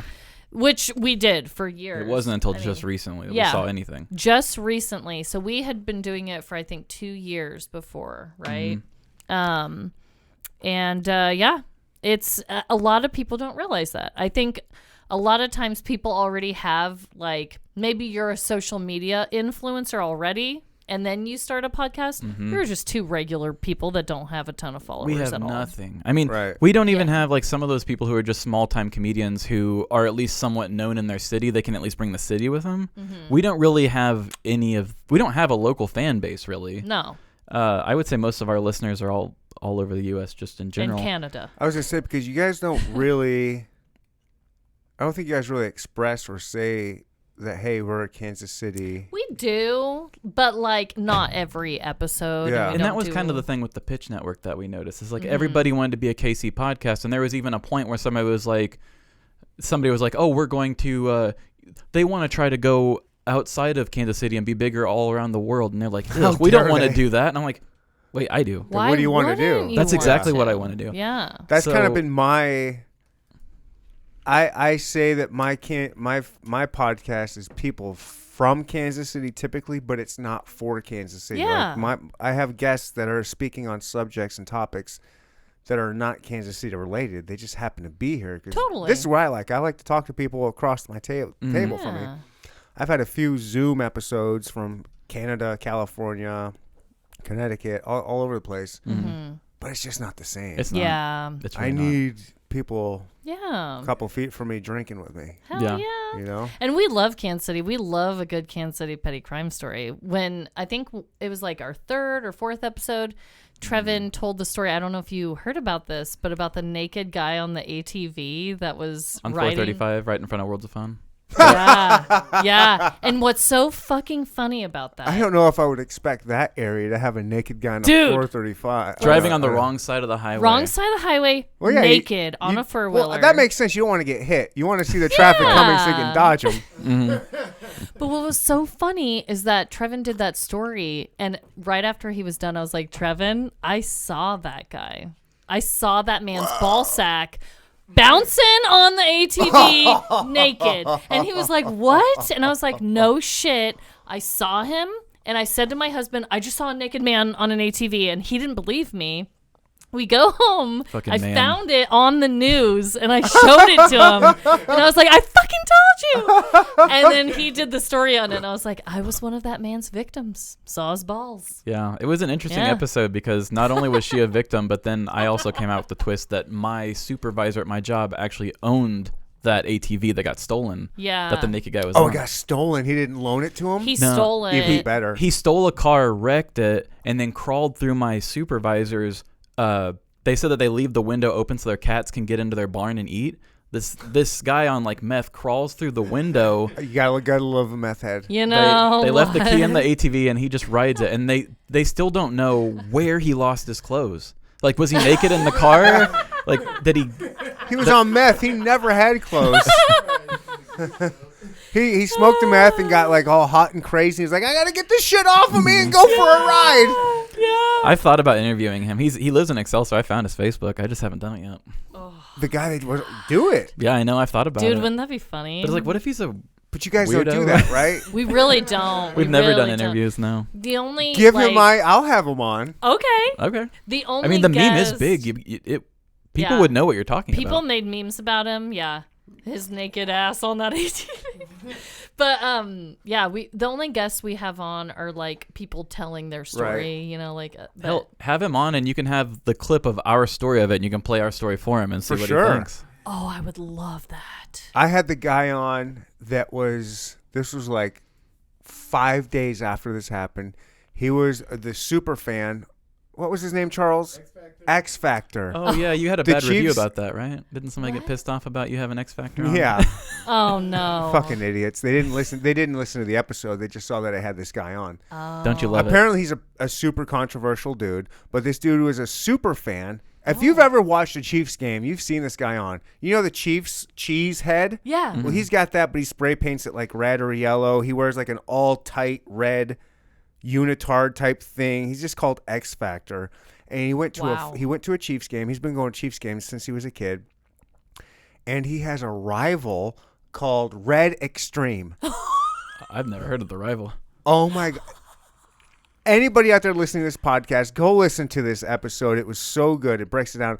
Oh, But that's so funny. X Factor and Red Extreme was X Factor's protege. X Factor's like, I made him Red Extreme. Without him, there wasn't me. They were friends for like This is 18, juicy. at least 18 years or more. This is like And a apparently- Balboa Creed sort of thing. It is like Red X Factor like brings in Red Extreme, makes him who he is, comes up with his name and outfit, blah blah blah. Well, apparently one day, Red Extreme fucked X Factor's wife, and they're like having an affair behind his back, and he finds out, and now they have this giant like rivalry with each other. Holy shit. And like 18 years goes by, and they're at the game because they all sit in the same area. And the story was X Factor threw a water bottle at Red Extreme, at his wife. Then Red Extreme comes up the stairs and knocks him out. And this was big. This was on ESPN. This was big. What? X Factor gets knocked out, falls down the stairs, and it turns into a big thing. And then X Factor, the guy that gets hit, gets escorted out by security and gets kicked out and banned. He can never come to Arrowhead ever again. He goes to every single game his entire life, going to the games, and now he can't go to Chiefs games at Arrowhead. And so it's like she's like, you know what I do? I just go to the away games. In your face. In your face. But like people hate this dude. I didn't know that. Why do they hate him so much? Apparently he's a pedophile, but I asked him. Oh, I asked him. I shit. said, "Hey, dude, are you a pedophile?" He said no. Just like a pedophile. would Yeah. say. Yeah. Okay, I don't really mean it. But but- he said, yeah, I know, right? But he said, I asked him. He said no. But he's got a lot of just like, I guess people like I don't know. There's issues with his baby's mama, the one that fucked Red Extreme, and then his daughter. And like I started getting all these personal messages, like all these DMs, like, how dare you have this guy on? Don't you? I was like, yeah, fuck. I go, and okay. And if you listen to the interview that I had with him, Oh, I'm going to now. you should. I need the drama. I'm fucking with this dude the whole time. Oh, nice. And he okay. doesn't know it. Oh, shit. He has no idea. Did he come back afterwards and say, "Hey, I heard that"? And No, because I don't think he's smart enough to know that I was fucking with him. I did it kind of in a way like, if you don't think I'm a complete idiot, Yeah. which I'm not, I am smarter than I lead on to be. Yeah. You'll understand that I'm fucking with this dude the entire time. Oh, shit. And so I had people coming at me, "Fuck you! I can't believe you did this. You're giving this guy clout. You're putting him on a platform. You said this." I go, "Hey, go listen to it real quick." Yeah, listen. And then and those same people came back to me and said, "Dude, I'm so sorry. What you did was genius. I had no idea. I only listened to the first 5 minutes. I didn't Okay. know." And when you listen to it, you're like, "Yeah, like I'm not. Yeah. You know, I'm not an idiot." Yeah. No, It turned out it was one of my more popular episodes. I'm gonna have to listen. so have you, Yeah, got, I you haven't feel gotten Red like- Extreme yet? You should get Red Extreme now. After I had him on, I said, "Hey, Red Extreme, if you want to come tell your side of the story, I'll be just as respectful to you as I was him and tell your side of the story." He's like, "Well, it's going through court and stuff, so I can't do it right now." Shit. And so I was like, "All right." But now I'm like, whatever. Time's passed. Who cares? Yeah, that's funny as hell. Oh my god. It was Wow, good. It was those fun. names though, Red Extreme. It makes I'm me think of a dog sorry. boner. It kind of looks like a dog boner too. Extreme. That's just so dumb. But oh my The god. red lipstick. Yeah. Red Rocket, Red Rocket. Yeah. But he didn't get kicked out. Right. Yeah. That guy that punched the guy doesn't get kicked out. Damn. But the guy, I think they've been looking for a reason to kick him out for a long time. I just think he's kind of problematic. Yeah. And when Sounds like you it.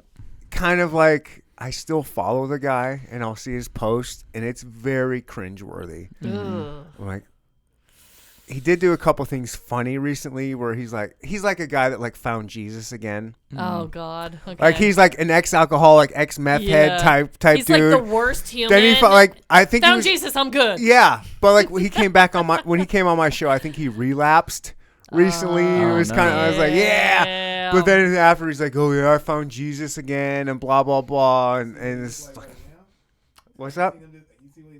I see what he looks like now. That's what I'm saying, cringeworthy. He's got these little twisty braids in his hand, in his hair, Oh. and he's going. I will give the dude. I'm gonna give the guy some credit. He's like spending his life fishing now. And I see him fishing. He'll catch like a catfish. Is he retired or something? And he holds it up and he says, caught a bluegill.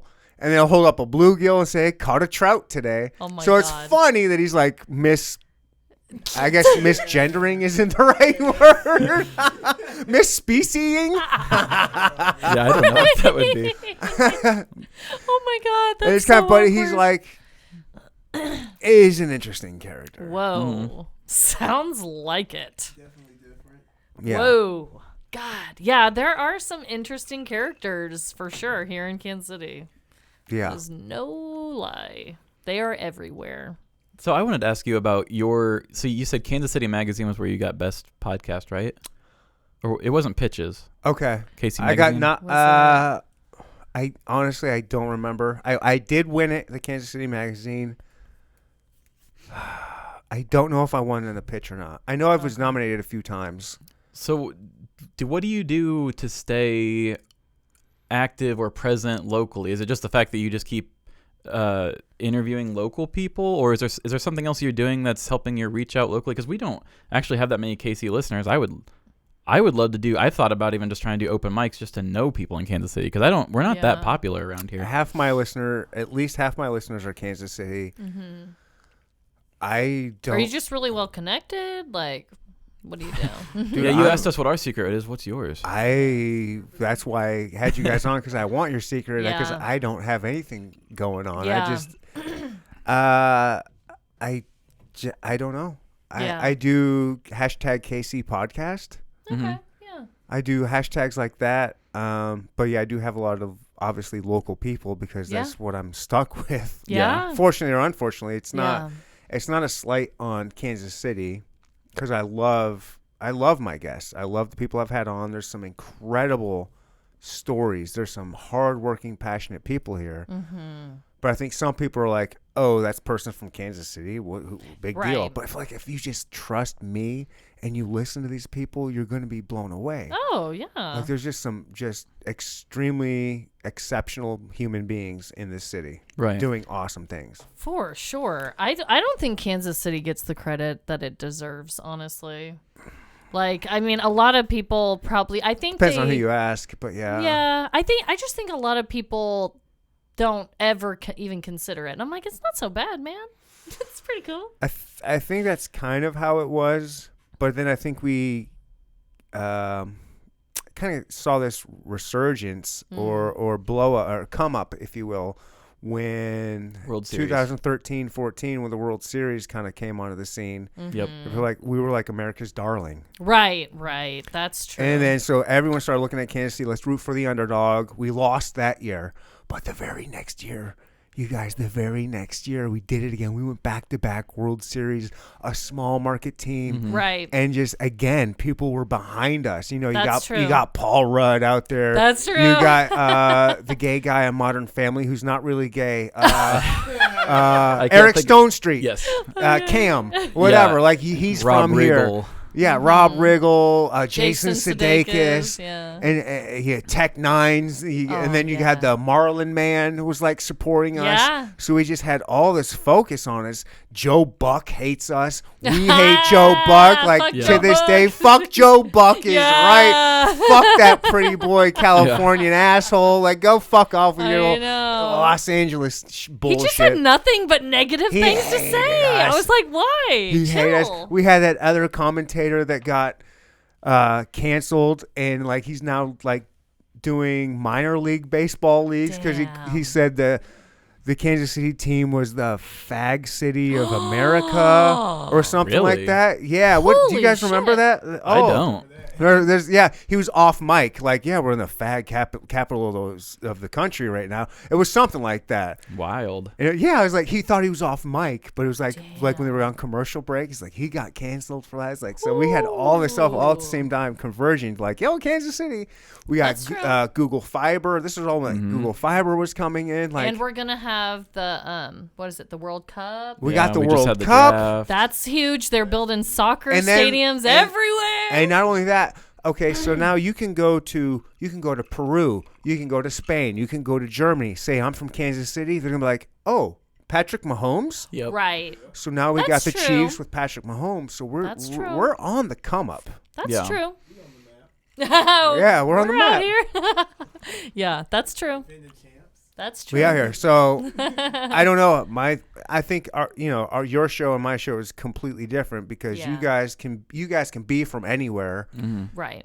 and I'm just kind of stuck with Kansas City people. So Yeah. people will figure out like, oh yeah, I've got this dude that's So I had one of my favorite guests is Chef Jay on, that was on Hell's Kitchen. Gordon Ramsay's. Yeah. He's from here. He's a chef from Kansas City. Oh, that's awesome. So I try to get some cool people. I was gonna say, yeah, that's really cool. You did that one at West Bottoms Whiskey, didn't you? That was the second time I had that. I didn't release that one. That was a problem. No, that's a problematic episode. Oh no!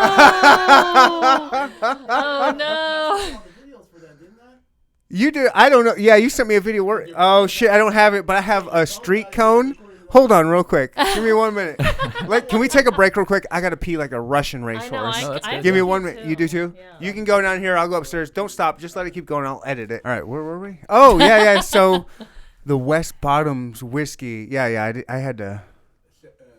Okay, so that was the most drunk I've probably ever been On a podcast? in my life. Oh my! Oh my God. It was bad. So we went to West Bottoms Whiskey. They sponsored the podcast for a while, and we did an episode in their building, and they just kept feeding us old fashions.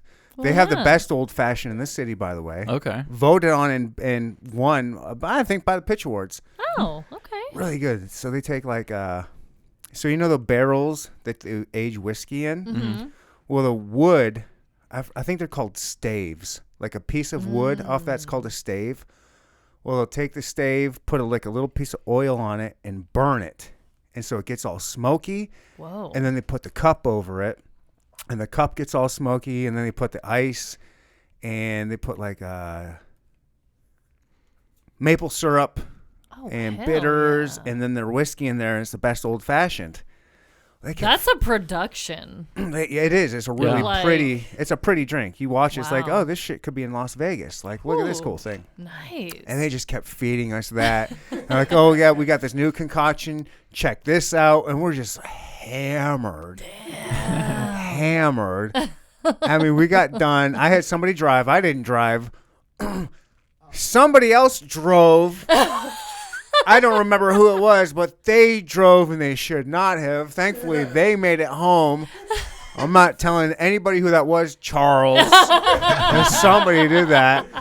And somebody drove me home. And apparently I made them stop in the middle of the highway because I saw this orange traffic barrier. I'm like, I need that.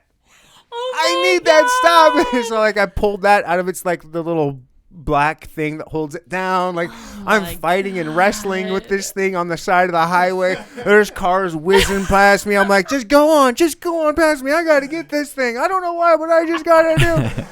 And I pull it out, put that thing on, throw it. I finally wrestle it from the little black thing that keeps it held to the street. I throw it in the back of the vehicle. I'm like, go, let's get out of here. Damn. I woke up the next day, like stumbled out of I had to call in sick to work the next day. Like should have called in for the next week. I walk out of my bedroom, I come into my studio, and I look like, the fuck's that orange cone doing in here? Like I had to make a couple phone calls and be like, did you leave this? She's like, no, you idiot. Your dumbass got on the middle of the highway with cars whizzing by you at 70 miles an hour playing Frogger just so you get this orange and silver cone to put in your studio, you idiot. You should be dead. Like, this is Darwinism at its best. Oh my God. That's how I was in college, but I would wake up and there'd be a new American flag in my plate. Now, you're lucky you're alive. That's true. I mean, when you're stealing... I let me tell you stole something. people's patriotism. Not only that, when you steal someone that has an American flag in their front Oh, yard, yeah. you know they have a pistol in their right hand. That's true. true. Like, they're waiting. I'm surprised somebody wasn't That's just true. looking at that flag all night, waiting for someone to steal I it. used I to- can't wait to shoot somebody. I used to do the dumbest shit. America. I mean, my God. I just imagined Edward Pistol Hands. Like anybody who has an American flag, it's just they always have a gun in a hand. Right. They got the American flag on top and the MAGA flag underneath, and they're just waiting for you to break in. Break in here. Totally. They're waiting. Well, your story of speaking of the American flag story, you were saying where Yeah. you like to you steal those off the porch. Mm-hmm. I bet you I still have the Polaroid picture. But when I first moved out on my own, I lived with a roommate in Wyandotte, Kansas. Shout out to Crime Dot. Right. Yeah, boy. And we would go around at like all hours of the night, and we would steal. I just love the irony of this. We would steal back then yard signs with the security system that they owned. For their property. It was like, ADT, Honeywell. Yeah. Like we would go and steal those off the porch, and we just thought the irony was just so hilarious. Like I'm Right. stealing. That is funny. Yeah, I like Yeah. that. And then we steal other shit too. We'd steal grills. We'd steal little ceramic ducks. We'd steal plants. Did you ever take a garden gnome? Oh yeah. Okay, I was gonna say. Yeah. That's a very popular I one. was gonna say that's gotta be one. The garden gnome. We went to this putt golf place off of State Avenue that they were just shut down that night because this is like 3 a.m. No one's putt-putting at 3 a.m. We hopped the fence. We played a few holes, and then they had like a giant, kind of like a cooler that looked a giant, it looked like a 20-ounce bottle of Coca-Cola, but like human size. Oh. Damn. So we somehow put that in the backseat of my buddy's Ford Taurus. Brought that back to our little apartment. Oh my god. And then filled the Coca-Cola thing with all the ADT and Honeywell, like all the security signs, stacked that in there with our garden gnomes and ceramic ducks on our arms, and took a picture of it. Like, look at us. I Damn. love that. That I feels like a love Fast and the Furious, like one last ride sort of thing. Yeah. We're just gonna make them all in one. Let's just do it. But we did it like this wasn't one night of doing this. Oh, This was okay. every other night. We would just drive around and be like, let's go. Is this years ago, or are you still wild like this? I'm still wild like that, but this was literally 21 years ago. Oh, okay. Like this was like, when I first was on my own. Yeah. Spreading my, degenerate wings. Your criminal wings. Yeah. Okay, so I gotta ask. You said you did gnomes, which is like the one that we get the most. Mm-hmm. Now I gotta ask. Did you ever steal any baby Jesus or any of the nativity scene? scene stuff around Christmas? No. Because that's a very popular one too. We have seen a lot of that. Only because it was too cold. I get that. It's like I was indoors getting drunk. Yeah, like this Not was outside summertime, in the and manger. yeah, the snow come. You can't get away in the snow. All Right. right, you're not outrunning people when it's slippery out. Like it's a Ford Taurus. You know what I mean? Like, Oh my god. We did a story around Christmas this year where it was about a. can I guess? Go for it. The giant skeletons. No. Okay. This was for Christmas. We had a girl stole a Jesus from a nativity scene, and it actually, I did some deeper digging and learned, which I didn't know this was a thing, that it's so common for baby Jesuses and Marys and all these to be stolen during the nativity scenes. Jesus, that's hard to say. They keep getting stolen that normally like places like ADT and stuff, if they're going to go to a business or a church, they're going to sign you up for a year of being covered by them. They will have... Except December. Right. They will actually do deals and say, hey, we'll give you a discount if you just want to sign up from like Thanksgiving until the new year, because we know this is a really important time to protect your nativity scenes. And so they will, ADT and stuff like that will actually put trackers inside of the Jesuses and the Marys and stuff like that. And we did a story where a girl had stolen one, gave it to her friend, and just thought, isn't that funny? Like, we just hate this thing. We see it every day. And then the cops were knocking on the door the next day because they're like, yeah, baby Jesus' tracker. And the dude was just across the street. So Yeah. Oh my, you fucking Yeah, so idiot. some of those baby Jesuses have Yeah. GPSs in them. so don't take them. No. Go ahead and Magnet. take them, but take a knife to baby Jesus. You slit his little throat, reach your hand in there, pull that tracker out. He's already died once. I mean, what's the big deal? Like, he's got this. He's got you guys. It's true. That's true. He's like, been there, done that. Been there, done that. Just don't put me on a cross again. Yeah. Blow me up with a black cat. I just can't be hung on the cross again in front of my mother. My mother. Do you know what that's like to be strung on a cross in front of your mom? And my dad didn't save me. I asked him to, but he wouldn't. Put a firecracker up my ass next time. Eyes will be better. Just finish the job. Honestly, that sounds pretty real. Oh my god. Do any stories like really stick out to you guys when you're like through all the couple years, the 2 years, 100 and something episodes? Are there any for you personally? There's like, I love this one. I really like getting involved and researching this. Like, what's your favorite? I'm sure you each have kind of a personal connection to one, or no? I actually have one that Treven did. That it was a listener suggested story.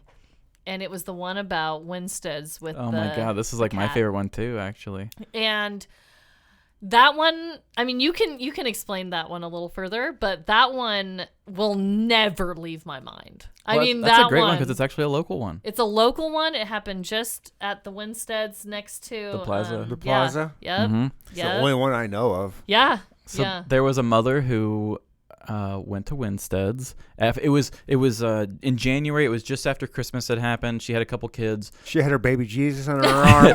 Yeah, she had her baby Jesus. And they had all of her kids. I think she was a mom of 2 or 3. I can't remember. It was a friend of a friend's story. But they had the kids had gotten gift cards for Christmas. And the mom was basically just like, damn it, I didn't want to take my kids shopping. Just give them presents. I don't want to do this. So she takes them to the plaza, gives them a shopping day. And to give her kids, there must have been a lot of gift cards on the plaza. Right. Must have been. Living large. So to be nice, she said, The hey, plaza. we'll take you all to Winstead's afterwards. So they go to Winstead's, and they said that it was just like after a big snow because it was in January. So there was some big piles of snow. And as they pulled up, there was a big snowdrift. And in the snowdrift was a dead cat. Oh. And so, which you wouldn't think I would love this because Yeah. that's sad, but the story is just wild. and so they go to get out of the car, and the kids are like toddlers. So they're crying because there's a dead cat. And they're like, wah, dead cat. And they say, well, Mom, what are you going to do about it? And Mom's like, nothing. I'm going to go Put get me some snow over it so you can't see Yeah. it anymore. Let's go. I'm going to go get some French fries because you guys have been ruining my day. Winstead's, yeah. So they're like, well, we can't just leave the cat. So she says, how about this? Trevin, you need another one? Sure, I'll take another I was one. going to say, you can take some of mine. I can't finish it. Amanda, that's like your second one. That's my third. Okay. This is my baby one. So Yeah. she says, how about this? I will take the cat. I'll put it in one of our shopping bags, and then we will bury it later. Right. Like, this is a lot of dedication, first of all. So she dumps out one of the bags, which I think in the stories I said Kohl's, but I don't really know if that's true or not. I'm not sure which shopping place it was. So she kind of like shovels the cat into a bag. Well, that's a Walmart move. Yeah. And of course she doesn't want the dead cat inside of her car. So she takes the bag and puts it on her hood of her car. You're getting Patron, my friend. Ooh, it's my birthday. Patron on ice. So she puts the dead cat in the bag on top of her hood of her car, and then they go in, and she's like, okay, kids, if you'll just calm down and eat your meal, we'll take care of the cat later. So she comes in, the kids and her get a seat at a booth in Winstead's. They can still watch their vehicle, and they see this questionable character start walking down the street coming from the plaza. And the person walks slowly. Story checks out. The person walks slowly past her vehicle and sees that bag and is like, Ooh, Kohl's. Kohl's. Kohl's clothing. So they keep walking. But and they then- got Kohl's cash in this bag. And they turn around and they're like, how do I nonchalantly... Oh my God, I just made Oh, yeah. I just made myself a drink. Uh-oh. That's how you know. Yeah, I told you earlier. I already knew. So she sees the questionable character turn around and start walking back towards him. And it was a lady, right? And it was a lady. Mm-hmm. So she slowly starts to walk past the family vehicle. And just in like a very a swift, quick move, the woman kind of just hooks her finger and takes the shopping bag right off the top of the car. A pro. Mm-hmm. Well, here's where she really screws up, which makes no sense to me. Is she takes it and makes it and acts as if she had just got done shopping at the plaza, and she goes into Winstead's with the bag. Oh my god! So instead of just Idiot. walking away like, oh, I just got done shopping, she's So like, let's go into the restaurant where this car is parked Yeah. at. yes, makes no sense. Oh my god! The woman gets a seat like two booths down. So the mom is sitting here with her kids and like looking across the aisles and like, oh But my she God. has the cat. Yeah, and she knows. Yeah, and like, what can you say? You know? And do you want to say Good luck, anything? bitch. Yeah. Like, she's like, you're a bad person, but at the same time, joke's kind of on you. So Right? her kids are just sitting there talking. The kids didn't notice that the bag got stolen. And she's like watching the lady, and they just go on their meal. The lady has it hidden on the floor next to her, doesn't check it. And she said eventually, after the woman had made her order, she grabs the bag off of the floor and opens it up and puts her face in it. And she said that the lady actually fainted. Yeah. And I don't know if she fainted into the booth or into the walkway, Right. but they called 911, and as they were putting her away in the ambulance, The cat's falling out at the same time. well, as they're putting her on the stretcher, one of the guys goes and like sees what her stuff is and sees the bag and looks at it and goes, ugh. He throws it on her chest and they wheel her off to the ambulance. Yeah, he told that story and I was like, no fucking way. I was like, that is not real. Holy shit! And it was one of those stories that, like, it didn't even need sound effects. It didn't No. what movie you threw or what music you threw on there. I was like, this story is wild. It's so perfect because And it it's was a listener it seems like one of those like slapsticky shows where somebody faints and they wake up and they're like, what happened? And somebody shows them it again and they faint again. Like, yeah. they wake up in a hospital bed. They're like, what happened? They're like, I don't know. You had this bag of a cat. And I know. they're back out again. That was my question is like, what happened? But we It don't doesn't- know. Came to, you Yeah. know, and she's in the hospital room and they're like, here's your dead cat bag. Just in this perpetual state of fainting Yeah. in and out of consciousness as she keeps waking up and seeing this dead cat in front of her. Why do you keep showing me this Yep. thing? So that's probably my favorite. We did that in January of last year. Wow. That That was one so really good. caught me off guard. I mean, but there's been so many. It's so hard to choose. I think that one just really blew my mind that all of that worked out, you know? Yeah, that's the fun thing too. Is sometimes when I was just a songwriter before I started doing this, I used to like get myself real built up and thinking that every single next song has to be the best. Has to be the best thing. You're only as good as your last thing you put out. Yeah, and I had a hard time getting past that. I'd be like, oh, I've got a writer's block. And it's like, why? Well, because what I'm putting out doesn't feel better than the last thing I did. And I couldn't get myself past that. I get that. When I joined this, when we did this show, it really taught me a lot about like, hey, you got a weekly schedule and you got to throw that shit out and keep going. Right. And it made me so much better that now I feel more in tune to like, I can pick music back up. I can do more things because I understand that just like what I just did doesn't matter that much. And Don't overthink it too much. with the show, because we do this little Twilight Zone monologue intro thing, we bring in our own lives, we can make it. So even though I'm talking about a guy catching his own trailer on fire, I am still also talking about, you know, I was at a time where I hadn't proposed to my fiance yet, and so I was dealing with like commitment issues, and so like I used that to help give a backstory to this character of he's dealing with commitment issues. He burnt his house down to not do it. I like that idea, by the way. And it makes me feel so much more. I have lighters hidden throughout this house in case that situation happens. wanna move in? It's like, yeah. But it's a thing that allows me to be passionate about almost every story I come out with, because even though it's something as stupid as one person stupidly trying to teach their dog how to drive and hitting a parked car, which we've done. Wait. Rewind. What? People are freaking weird. We did a story and dumb. about a guy, I think it was in Seattle, who during the pandemic tried to teach his dog how to drive Yeah. and hit a couple parked cars and then ended up getting in a high-speed chase. What Yeah. the dog did? Yeah. Yeah. No. With the dog still Yeah. driving The- behind the wheel. Yeah. On the highway cameras, you could see the pit bull on his lap while he's like driving. Oh, no way. No way. Well, that's funny because the episode I just dropped last week was about dog training. And all you have to do to train a dog is use food. Oh God. Yeah. And so you just hold like a chicken wing on the left or right when he needs to turn left or right. Just left Chicken Rex, wing. right Rex. Gas. I know. Yeah. So in a sense, every week, my brain is just so engulfed in that one story and how it affects my life that it's my favorite for the week, and then I have to quickly throw it away and just find a next one. Yeah. That makes sense. To feel That's like me connected with to. guests. Once next week's gone, I won't remember you guys. You're gonna forget we ever existed. Who are you guys? Who did I have on? Who are they? I don't remember them at all. Live, laugh, who? Who? Live, laugh. Whose podcast is this? Yeah. So that's usually how we are, but that cat story does come back a lot. Dude, That one that's was a so I mean, good. good like one. what? Like what? And the crazy thing, that wasn't Florida. That was Kansas City. That was here. Yeah. And that was somebody that we knew, that they knew. Like, you Well, know. yeah, that's another one where you know somebody that knew somebody. It was a friend of a friend's story, right? Yeah, it was That my one? fiance's. It was a family my fiance's family knew.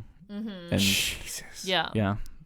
yeah, We get really weird listener stories sometimes. All right, how many do you, if you're going through the cycle and trying to come up with a story, if a Kansas City story comes up, will you kind of like lean like biases towards that, or is it like, this one from like Oh, there's been Kentucky is a times. little bit better, but this is Kansas City. we'll Let's- bias it some. I will. Yeah. I like that. I would say at least once every 2 months, I try to tackle something somewhat close. I went out of my way, because we cover really bizarre stuff, but sometimes we'll just make a funny, bizarre backstory to a simple crime we've never done before. Like, I did one about a boy from, I think it was Overland Park or Topeka, one of the two, and It's a big difference. I think it was Topeka. One has no money, one has all the money. He worked at a Dairy Queen in Topeka. I'm gonna go ahead and just lock Topeka in. I like it. There's no And Dairy Queens in Overland Park. I was gonna say, I think it was Topeka. He ran the drive-through and took a woman's card information, and as he was running her card, he wrote it down real quick. Oh yeah, And started classic. started using her phone or her card to do OnlyFans. So he was just buying a bunch of OnlyFans I content. like that. So the I gotta woman, go get me a job at Dairy Queen.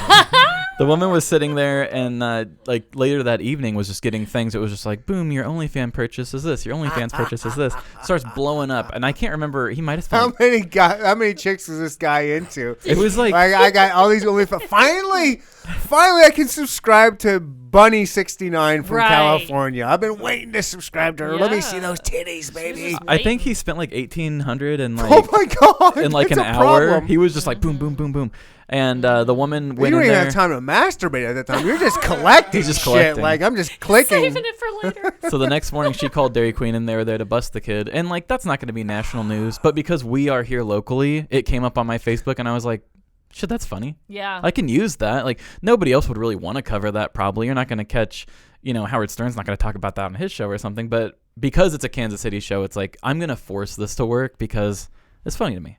Yeah. And it's local. That would work anywhere. I mean, we Yeah. did that. That was a big TikTok thing for a couple weeks too, when that woman in Kansas shit on the wigs. Oh What? God, yes. And that was yours? What? I did a story about a woman. Well, hold on. Before you start that, Yeah. you've mentioned a couple times that's your story. That's your story. Yeah. Do you independently come up with your own stories? Yeah, that's the thing. We do not. I want it to be just as fun for her as it is for the listeners. And The first time. I will always say myself, like, a lot of my listeners don't register to me as much as I want them to be my friends. My audience is Amanda. Okay. And so I come in every week prepared to make this woman laugh right here. Which, Okay, and- which is easy. It's easy. It's I easy. love to See, laugh. give her a I'm- couple palomas and she's putty in your hands. And and honestly, it boosts my confidence to say shit that's not funny. That's why you keep her around.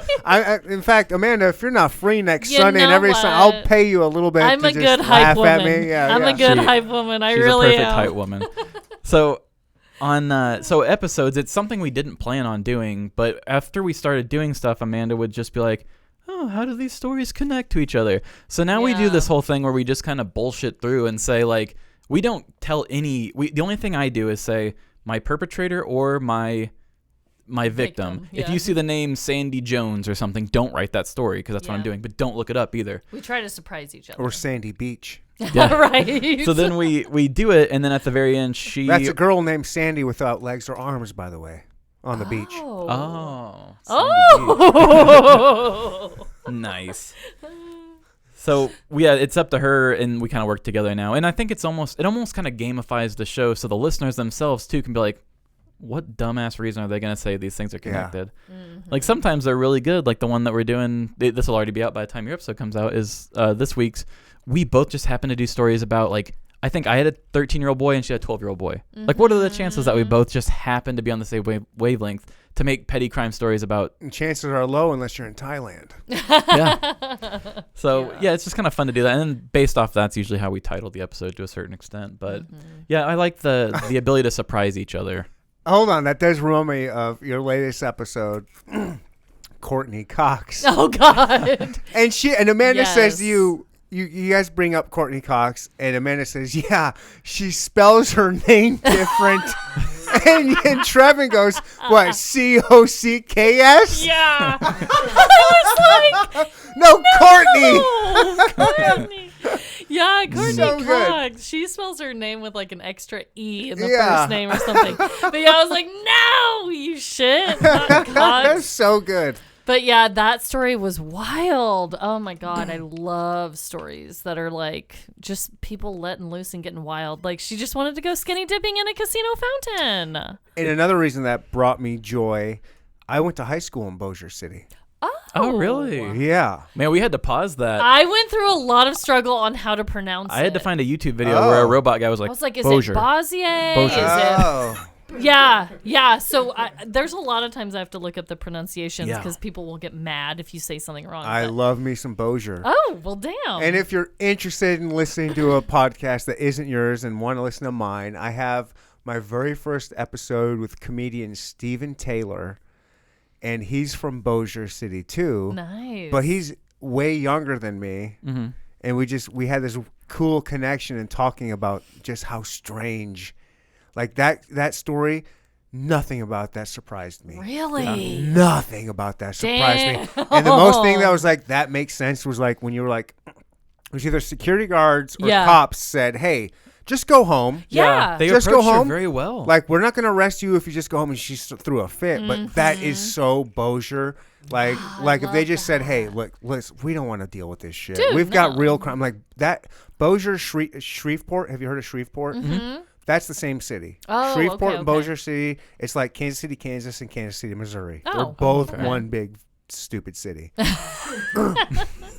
Shreveport's a dangerous city, and there's parts of Yeah. Bossier that's not exactly safe either. Yeah. And so I understand why the cops were like, "Yo, just They're like, put your go clothes find someone, on, get out of the here." fountain. Like we enjoyed the show. Yes, you're hot. You're an Olympic athlete. We get it. Yeah. But throw on a towel and get the hell out of I here. We know. won't do nothing. She's like, fuck yeah. Yep. Every article I read, they were like, we really tried to give her an out. Like, we were like, find a sober driver and just go Yeah. home. They're like, we did not want to charge her, but she just wouldn't stop Yeah. fighting with They wanted us. to do like minimal work. Like, Yeah. take yourself home. Well, Go. it's like if you do a crime in Kansas City, like, come on, man, we got real issues to mess with. I We're know. not dealing with this petty stuff. I know. Yeah. I know. People will stick to their guns, though. That is something I have definitely learned. And we always Well, in it's the ego, episode, yeah. we always say like, no matter the crime, big or small, in the end we're all doomed. And my God, it's so damn true. Like people will stick to their guns over the smallest, dumbest shit. Yeah, it's really fun to think about too, because when we make these stories, we do build up, the big set pieces, the crime happening, and even though it could be something as small as that would be a passerby story for the guy who actually experienced it. But like, oh, did you know when I was 20, I shit on some wigs in Kansas once? Or Oh, yeah, tell that story. I cut you guys off. I got to hear this shitting on the wig story. Oh my God. oh, that was so, a big deal. It Oh. was. So I grew up not far from Wichita, Jewish Kansas. wigs or black people wigs? It was. I think it was like Either way, it's a hate crime. I mean, I think it was a beauty it was a beauty store. supply store in Wichita. Yeah. So I don't know. So it wasn't black wigs. Yeah. Honestly, I'm kind of picturing like fancy white women wigs, honestly. Yeah. But I don't really know. I think the perpetrator was a black woman, but I mean, I don't know what I kind meant of for the wig. wigs. Yeah, I don't know. I don't know either. It was, I don't know. But so basically, I grew up not that far from Wichita. So as soon as I saw this, I had 2 listeners send it to me, and they're like, do this story. And I was like, hell yeah. And so this woman walks in, and yeah, she walks into the middle of an aisle, takes a dump. It gets all over these wigs. Like, it was a messy situation. And then she just like leaves. And like Wichita and the beauty supply store and the police officers, they put out a surveillance image of the woman walking through the store beforehand, and they were like, does anyone know this lady? She just shat on all of our wigs. And Shat, such a and they great found word. her, and they found her from posting the surveillance on social media. And That's my cousin. We knew she was gonna do that shit. Yeah, I think wasn't the story that like she had shat with so much force that it had ricocheted off the floor, and that's how it hit the 8 wigs. It got on like so many wigs, and she had to pay. Yeah, it was like a whole thing. This wasn't weaponized shat. It was just A powerful shit. ricochet. was. It was Ricochet. something. Ricochet. Why didn't I do that? Yeah. We have a lot of funny poop stories. Oh God, that's like people will call us just like the butt podcast because we make butt and like just childish jokes all the time. I think it's fun having a woman with me to do that too. Because if too many men were doing it, they'd say, "Grow up, Cliche. grow Nasty. up, you Yeah. stupid." I love a good Guys. poop joke. It's fine. 12-year-old telling Yeah. poop stories and dick jokes. Get out of here. People poop in some really weird places. And I've been holding on to some like Mac Daddy poop stories, Oh, really? but they're for like finales and stuff. A poop finale story? You're holding on to poop stories? I try to really map Personal it out. or like these are like ones you've researched? No, I just did a poop natural or a personal one just like a couple weeks ago. But I did no. one this morning. You better get something out. If a couple weeks ago, you're backed up, son. You need some Miralax. No, we had there's a diet pill that I've got. Ozempics? No, I'm not that. I don't have that much money. Yeah, I was gonna say that's like Real Housewives shit. So I've got my Literally. my wedding's coming up in October, and my I'd say congratulations, but I'm anti-wedding. hey, I get it. Hey, we're actually only gonna be about 40 people there, so it's about the smallest you can get, which is pretty nice. Look, I wasn't asking for an invite. Sorry, we're at capacity. So we were like trying to just lose a couple pounds. So we tried this thing called Ollie. It's ALLI. And apparently it's something that like helps your body, like it takes out about 25% of the fat you eat, and it causes you to poop it out. Your body turns it into grease, and you just leak it out. Yes, that was a when you dreadful want- dilemma for when me. you want You to, better hopefully. be doing more research into this than you are on your petty crimes. I dude. know. This I is was like, after he shared that, I was like, so you're not gonna take that anymore? And he's like, what? I'm like, No, I don't take it anymore now. yeah, Oh, you just good. go to the Okay. gym or just run. yeah. You got plenty of time. You don't need to like shit out your You don't health. need to shit grease It out. was just one of those things. Just like I've never tried that. I'm be that having hard. pizza tonight, and I'm shitting out 75% of this in about 12 hours. Yeah, the reviews are so funny because when I had first told the story to her, I was like, listen, I did my homework. And all the reviews were bad, but I did it anyway. And a lot of the reviews were just like, well, if you only want to wear black bottoms for the rest of your life, keep taking this pill. They call that leak. What is it? Anal leakage. Yeah. Anal leakage. So I had one bad run-in with it, and I said, I think we done. God.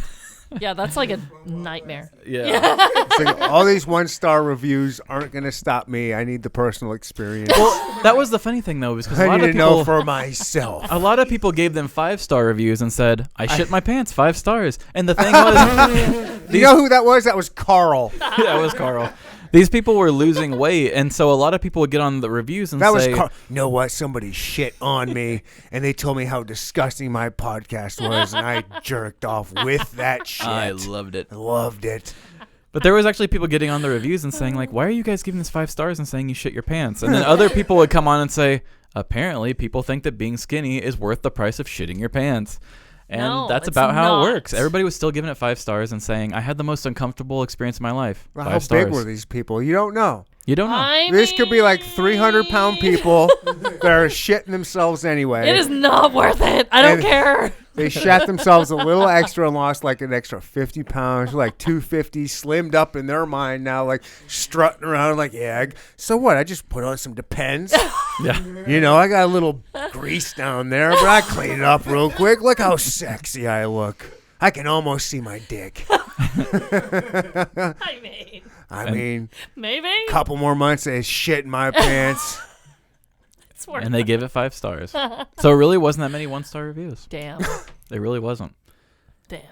We need more of those people as listeners. Good God, Yeah. Dewey. These 1-star reviews are getting really out there. Oh my god. Some people, I just don't understand the way fan bases are with things, but it can be like, this was going to be a dreadful dilemma, but I'm just going to say it. When I was younger, I loved like Star Wars, and I loved Teenage Mutant Ninja Turtles, and I loved I love me some X-Men, TMNT. X-Men 90s cartoons. I loved that shit. And whenever they would come out with something, sometimes a character I liked died, or sometimes something I didn't like happened. But I looked at it and I was like, this is your story, Mr. Person who wrote this story, and I really want to see what your vision is and how it's going to finish out. And I respect, even if I don't like how it ends, because just with regular life, sometimes you don't like how things go. Mm-hmm. And I still find a way to enjoy it and say, you know what, I love this creator for making this thing that I love. Let's see what their vision is. But we've got this whole new world now where people feel like they can bully around creators and tell them what they should be doing so it's more in tune with what they want.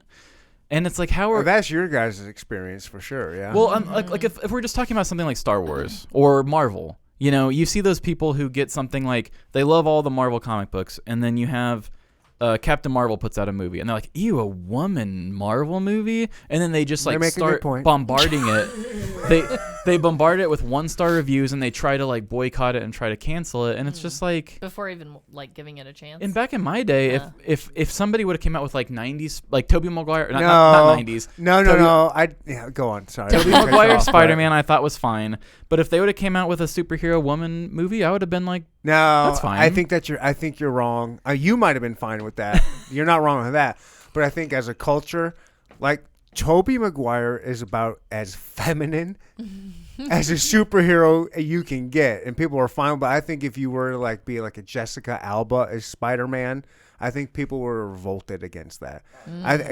Because that is kind of more of a Generation X type thing, which I'm on that cusp. I'm kind of more a Generation X type thing.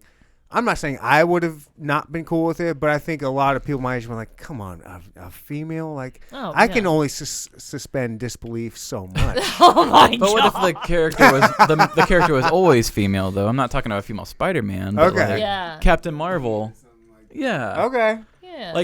Speaking of Marvel, I Storm just was took my badass. kids to the new Spider-Man Across the Universe yesterday. Was it good? I want to see that. Or gone to it. I haven't gone to it. So good. Oh wait, you're talking about the movie. The We're not movie. talking about the thing up at Union Station. Oh, no, the the new movie. movie. The first movie was really good. I love the first The animation one. was so good. I love me some Miles Morales. Oh my god. And the new one was really good. They got the female Spider-Man. Her name's Oh. Gwen. Mhm. Nice. It's phenomenal. nice. Yeah. I'm We into it. love the first one. I hate to stop. Can we stop one more time and then we can end after this? Yeah. I gotta pee again. Go pee.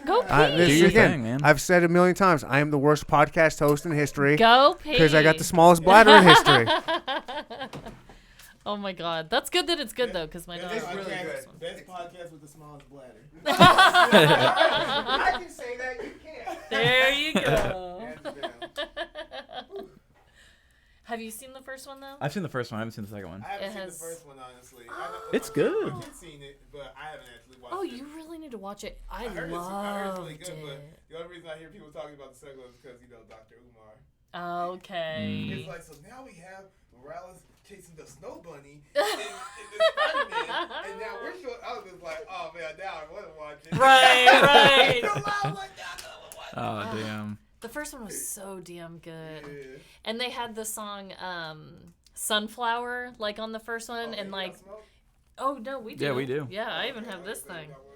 I I'll- know. I'm I'll like, take it. I I might have I feel just. like it's a small smoke break right now. I know. I'm gonna take a couple. I don't record it on my puffs. vlogs or anything like that with anybody smoking. Just to Right. be on the safe side. Do you want this too? Oh, I'm good with this. I'm good. I'll just I smoke can with say you. Ryan, he smoked too, of course. And He is on film him smoking and stuff on the Oh podcast no, at his job. I might need it. My thing just died. Yeah, my job is very anti, but now that Oh, is it? now that it's legal and Missouri will protect you if you have a medical, I got a card. So I was like, That's even better. so try to fire me if you want, Yeah. fuckhead. Like, Like, y'all want a lawsuit up your ass, that's fine. yeah, I would love nothing more than to say that, like, oh, I don't work for them anymore because I sued their ass and got money. Right. Hell yeah. Fire me. I dare you. I God. never thought there. Yeah, I hate that shit. But yeah, I've become a regular smoker now that it's legal and I can get a medical card. Hell yeah. Hell yeah. I know. I love weed. It's so good. Yeah.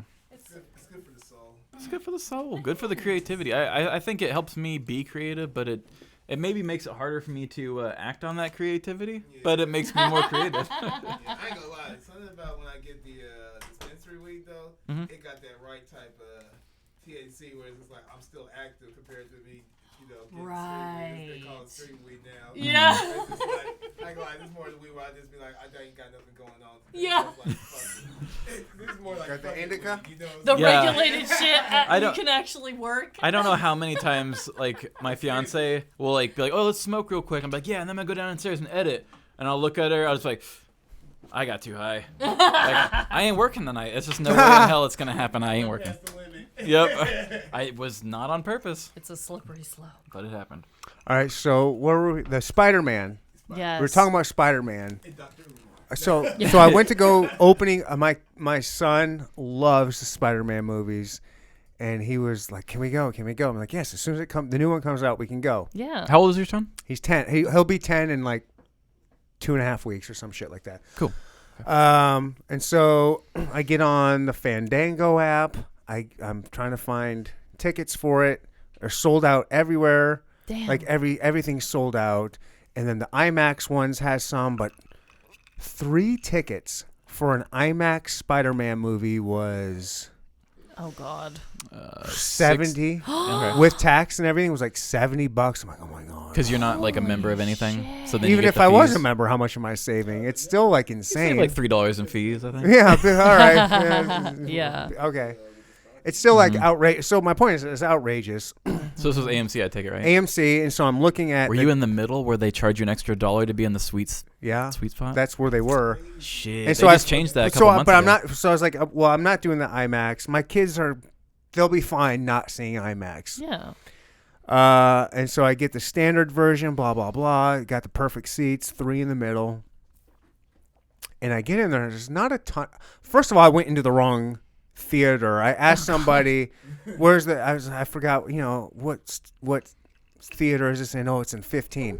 I go in 15, and there's people sitting in my seats. I'm like, "Are these your seats?" He goes, "Yeah."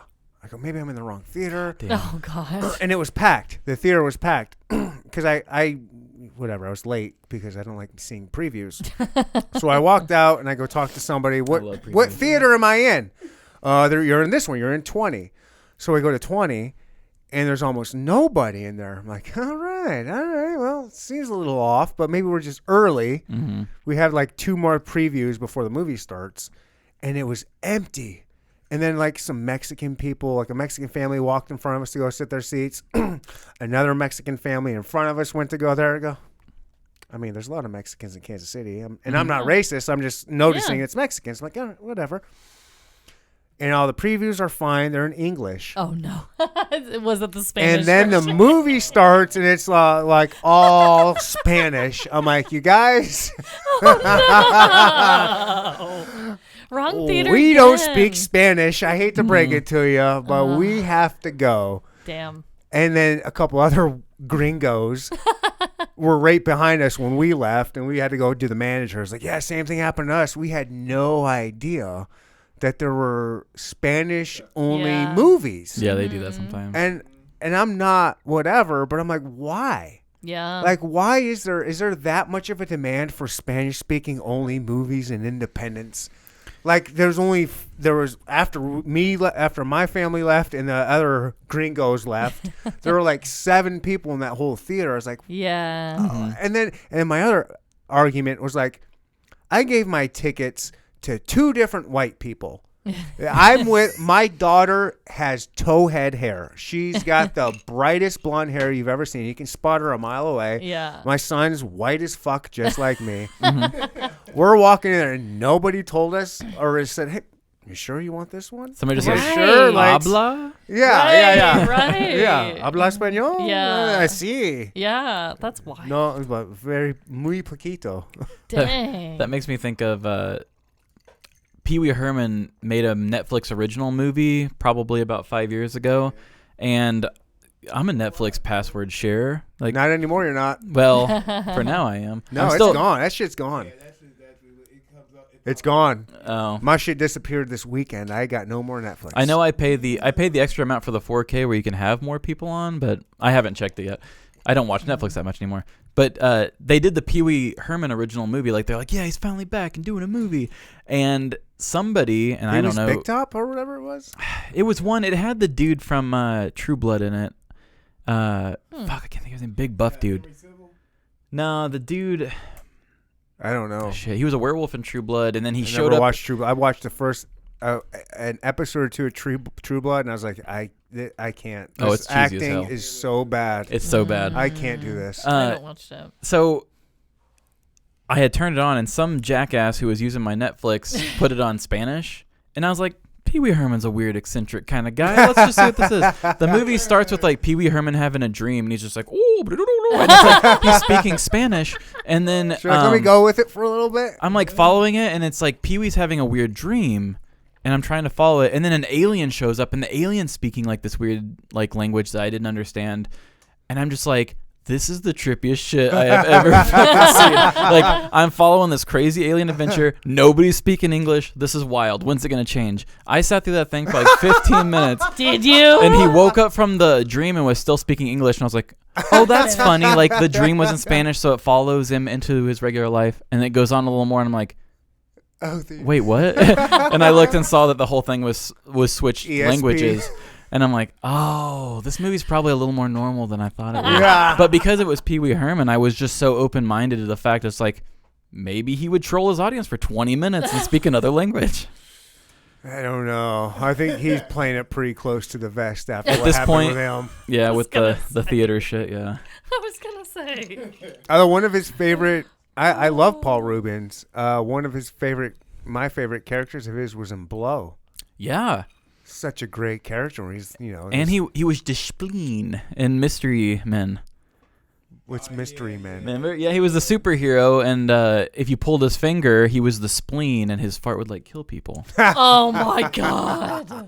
That was that old Ben Stiller movie. Oh my god. I don't know that one. There was the bad guy's name was like, The one that get naked to be invisible or something like yeah, that. it was Mystery Kel. Man. Yeah, he says his joke was he's only invisible if you don't look at him. So the whole movie you think he's not actually invisible because he's like, I'm gonna go invisible. I'm like, okay, turn invisible. And he was like, don't fucking look at me. And then at the very end of the movie, they have to sneak into the bad guy's headquarters there's a surveillance camera, and he's like, guys, turn your heads. Everybody turns their heads, and he walks past the surveillance camera because he actually can turn invisible if you don't look at him. Damn. That shit was so Dude, funny. that's good. That's good. Yeah, that is such a funny like bit to just drag out for an entire movie. I like that. Yeah. Do you guys have any? So you mentioned you've messed around with video, but you really haven't released it. Do you? We did for about a month straight. Yeah, and we it have a actually lot our of videos TikTok on our TikTok. TikTok blew up for a bit, and then I got That's for Yeah. like TikTok. Like that's for like clips and shit. But like, have you thought or thought about implementing any kind of like video like on YouTube where it's just the show the entire time of the cameras on the two of you? I would like to do that, but honestly, I would need somebody to like step up and tell me what the smartest, most efficient way to do that is, because It's easy. with us we put so much. Well, I mean, I could do the raw, like totally raw like thing where we just tell the story back and forth to each other, but you'd never have the music or the sound effects. And when I take stories, Yeah, that makes sense. when I take stories and I do the clips sometimes, what I'll do sometimes is I have to make a stretch sometimes where I'll say like, oh, and this person does this, and then I'll stretch it out and put like a funny like hypothetical of what that person would say. When I would do it on TikTok, I would do just like a still picture of right. like what I think that character would look like saying it.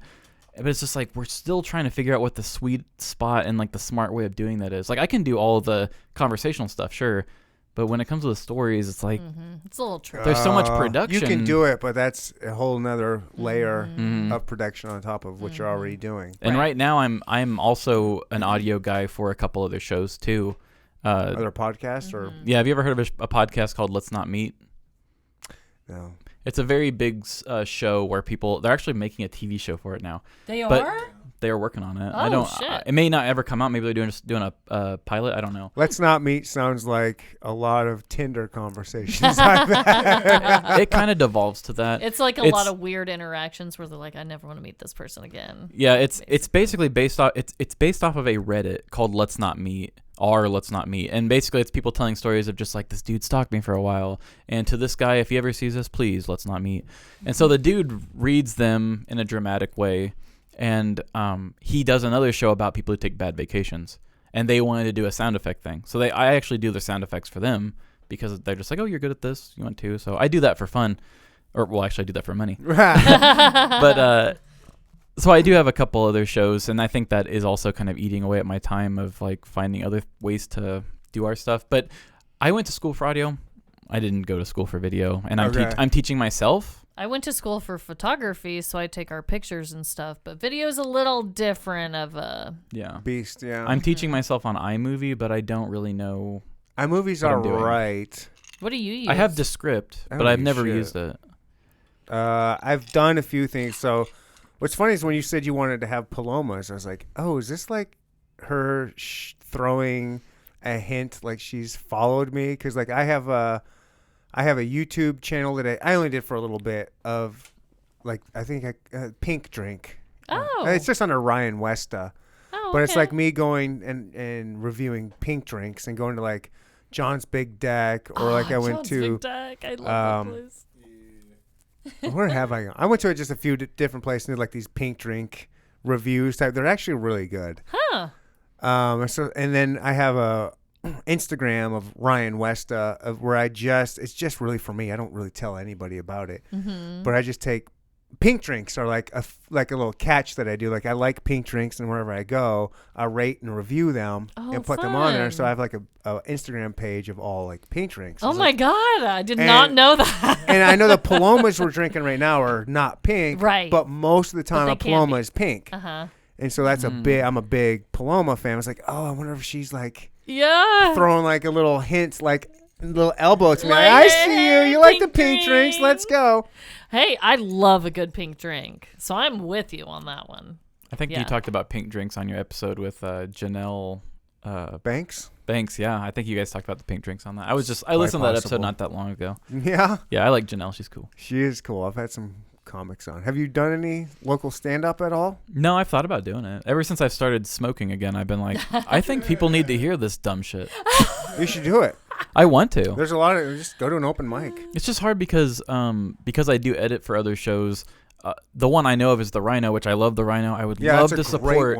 I would love to support North Kansas City just because I'm a Northlander. So like, I feel more like I want to help North Kansas City, but it's like that's where I want to go, and it's like, man, Wednesdays are hard for me to pull sometimes. Okay. Yeah, but I do want to do that. I honestly, my fiance is just like, hey, I love to support you. She said, I won't go with you. She's like, I'm not gonna watch you. That's great. It'll be so cringy if you go up there and just fucking drop the ball. Oh shit! Like that's the kind of shit she's like. It's gonna be so cringy when you go up there and say something you think's funny and it's not. And I'm like, that's sad. Thanks. Damn. She doesn't even think you can pull it off. She just knows it's gonna be cringy. She's well, like, I have a certain style of humor to me. Yeah, you have dry humor. If you don't get it, you're going to think I'm stupid. Some people would laugh and some people would. Yeah, I mean, how many people... We get so many bad reviews where people are like, these people are unaware and unrelatable. And it's like... But we're talking about how the boring shit does affect you. You know what I mean? Like, you want to hear about a guy who's driving a Maserati and does, like, all this crazy stuff. I want to tell a story about how my Camry fucking sucks. Like, that's a better story to me. Yeah. You know, I don't drive a Camry, but I'm just like, you know... Comparing that, like, I would rather bring light to the mundane than try to, like... spotlight the immaculate or whatever. It's good. I've done it a few times, just the open mic, and I've done it at the Rhino. Oh, really? Yeah. So it's like just like 3 minutes, isn't it? 5. 5. I think Did I you could do like that. it? Was it scary? Okay, no. Oh, okay. But it would be scary probably for some people. Yeah. That's just because that's what they're afraid of is public speaking. speaking. But I've never been afraid of getting in front of people to talk. Yeah. And it's fun. It's a lot of fun. It's not that scary. And when you go to an open mic, you see all the other open micers, and guess what?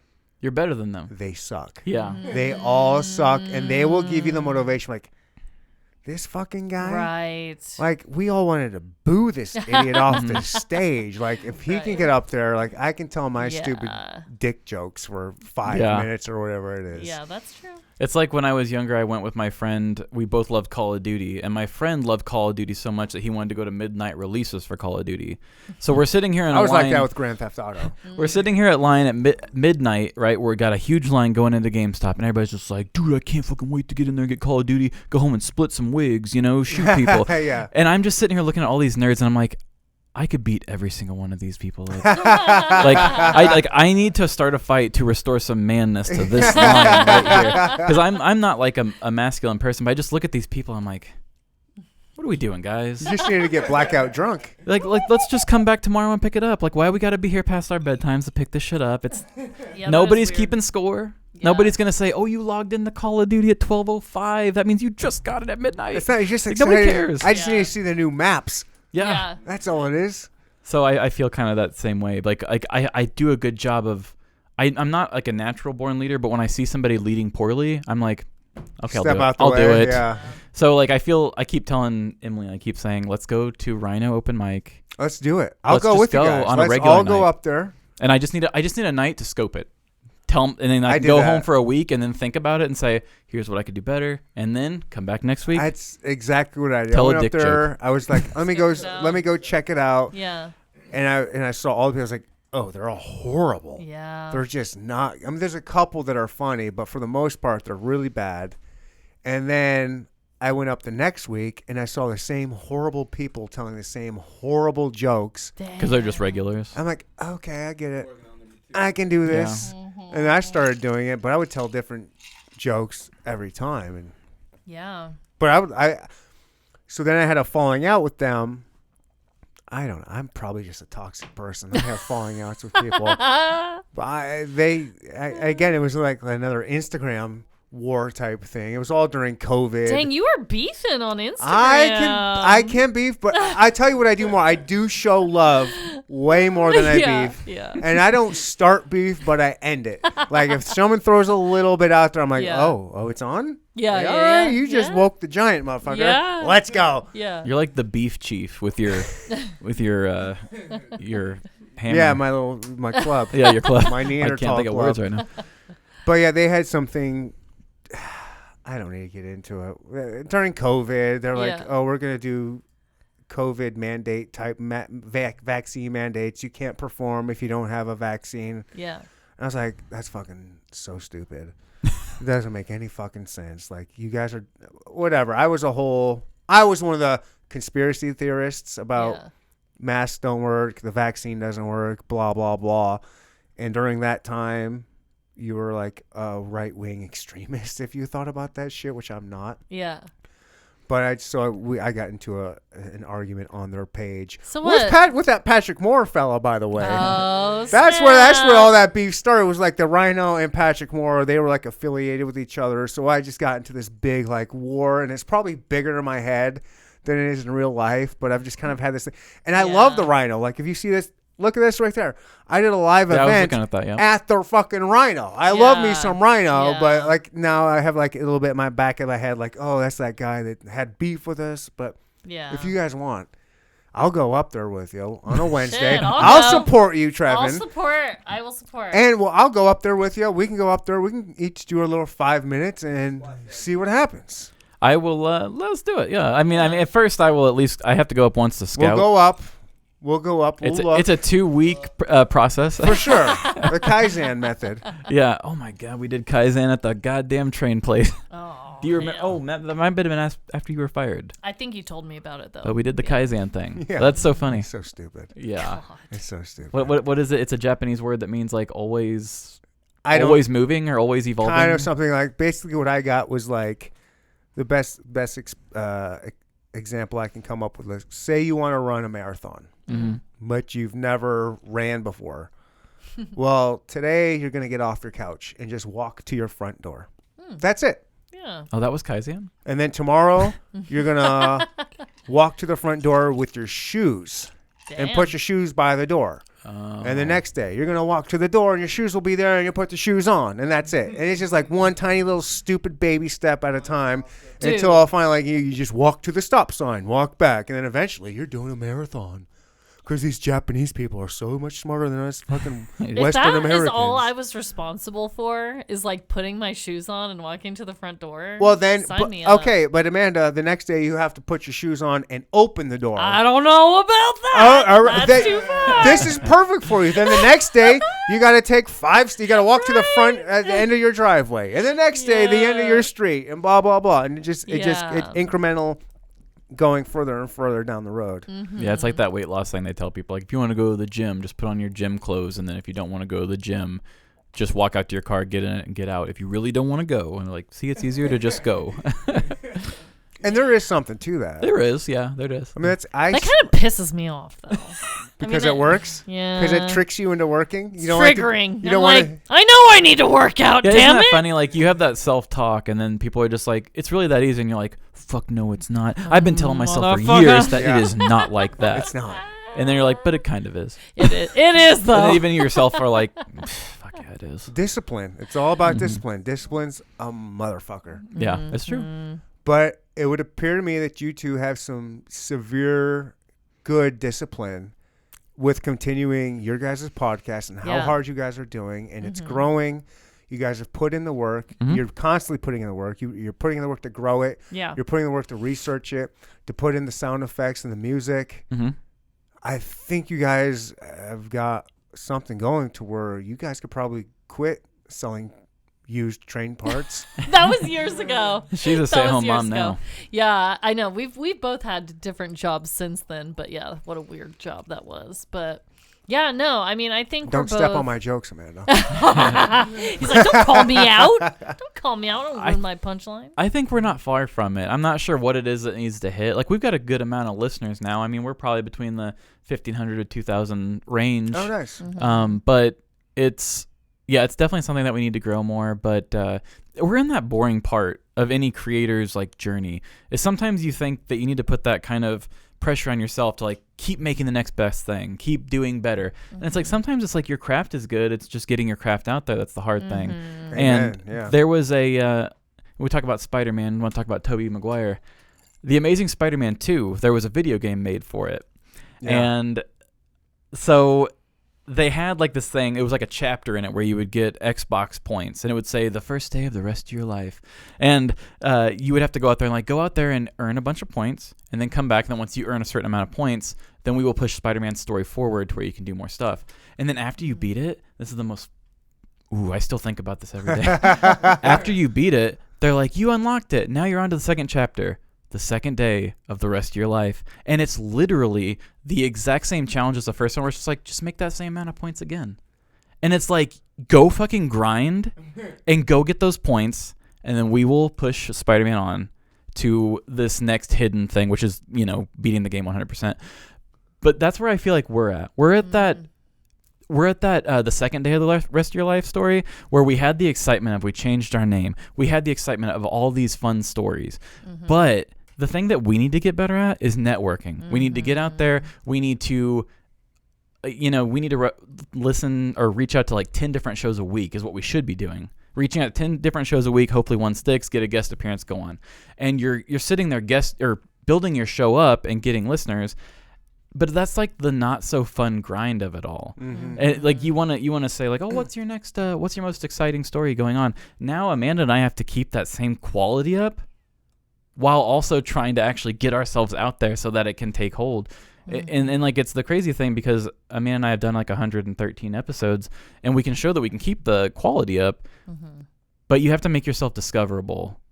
And that is such a fucking challenge. Hard. It's a grind, and I'll tell you, it's Preaching to the choir. It's not fun. It's not fun at all. I know. And like I've even thought about it. We have a website and I was like, we really need to get back on like doing blog posts and like that's something I want to do. Search engine more optimization. We need to do that. We're not doing it. Because like when we look up More petty crime stories, Half. people people will put these articles out that they're like, oh, the top stupidest crimes, involving this. And even if we did articles like that, someone would see that article. Yeah, and there's just so many different steps to. Sure, you can be it's just weird because the world we live in right now, it's such an online kind of ran world that you think that you're doing enough, but you're really not, especially as far as it goes with algorithms and how all that goes. Like I saw that like meme a long time ago where it was like 10 years ago, if somebody would have said the word algorithm, you'd have laughed in their face and called them a nerd. right. Yeah. And now we've got people, it's just like, the TikTok algorithm? Did me sharing that video of my dog at 3 p.m., was that like good to the algorithm or was that bad to the algorithm? Like, what do you think? And like, we're all like a slave to whatever this word means. But if you want to be a person that gets your shit out there, I'm good.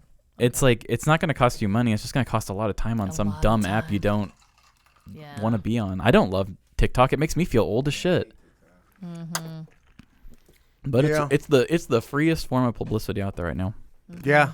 I don't love social media, but I just do it because of the podcast. Yeah. I told Amanda, I said, not starting this week, but maybe next week, I said, you and I are going to start getting our video shit together.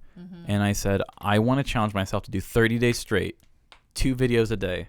Damn. On Instagram and TikTok. And I guarantee you. 2 a day? You just need 1 a day. I'm going to do 2. Okay. But the algorithm on TikTok will push you more because they want to.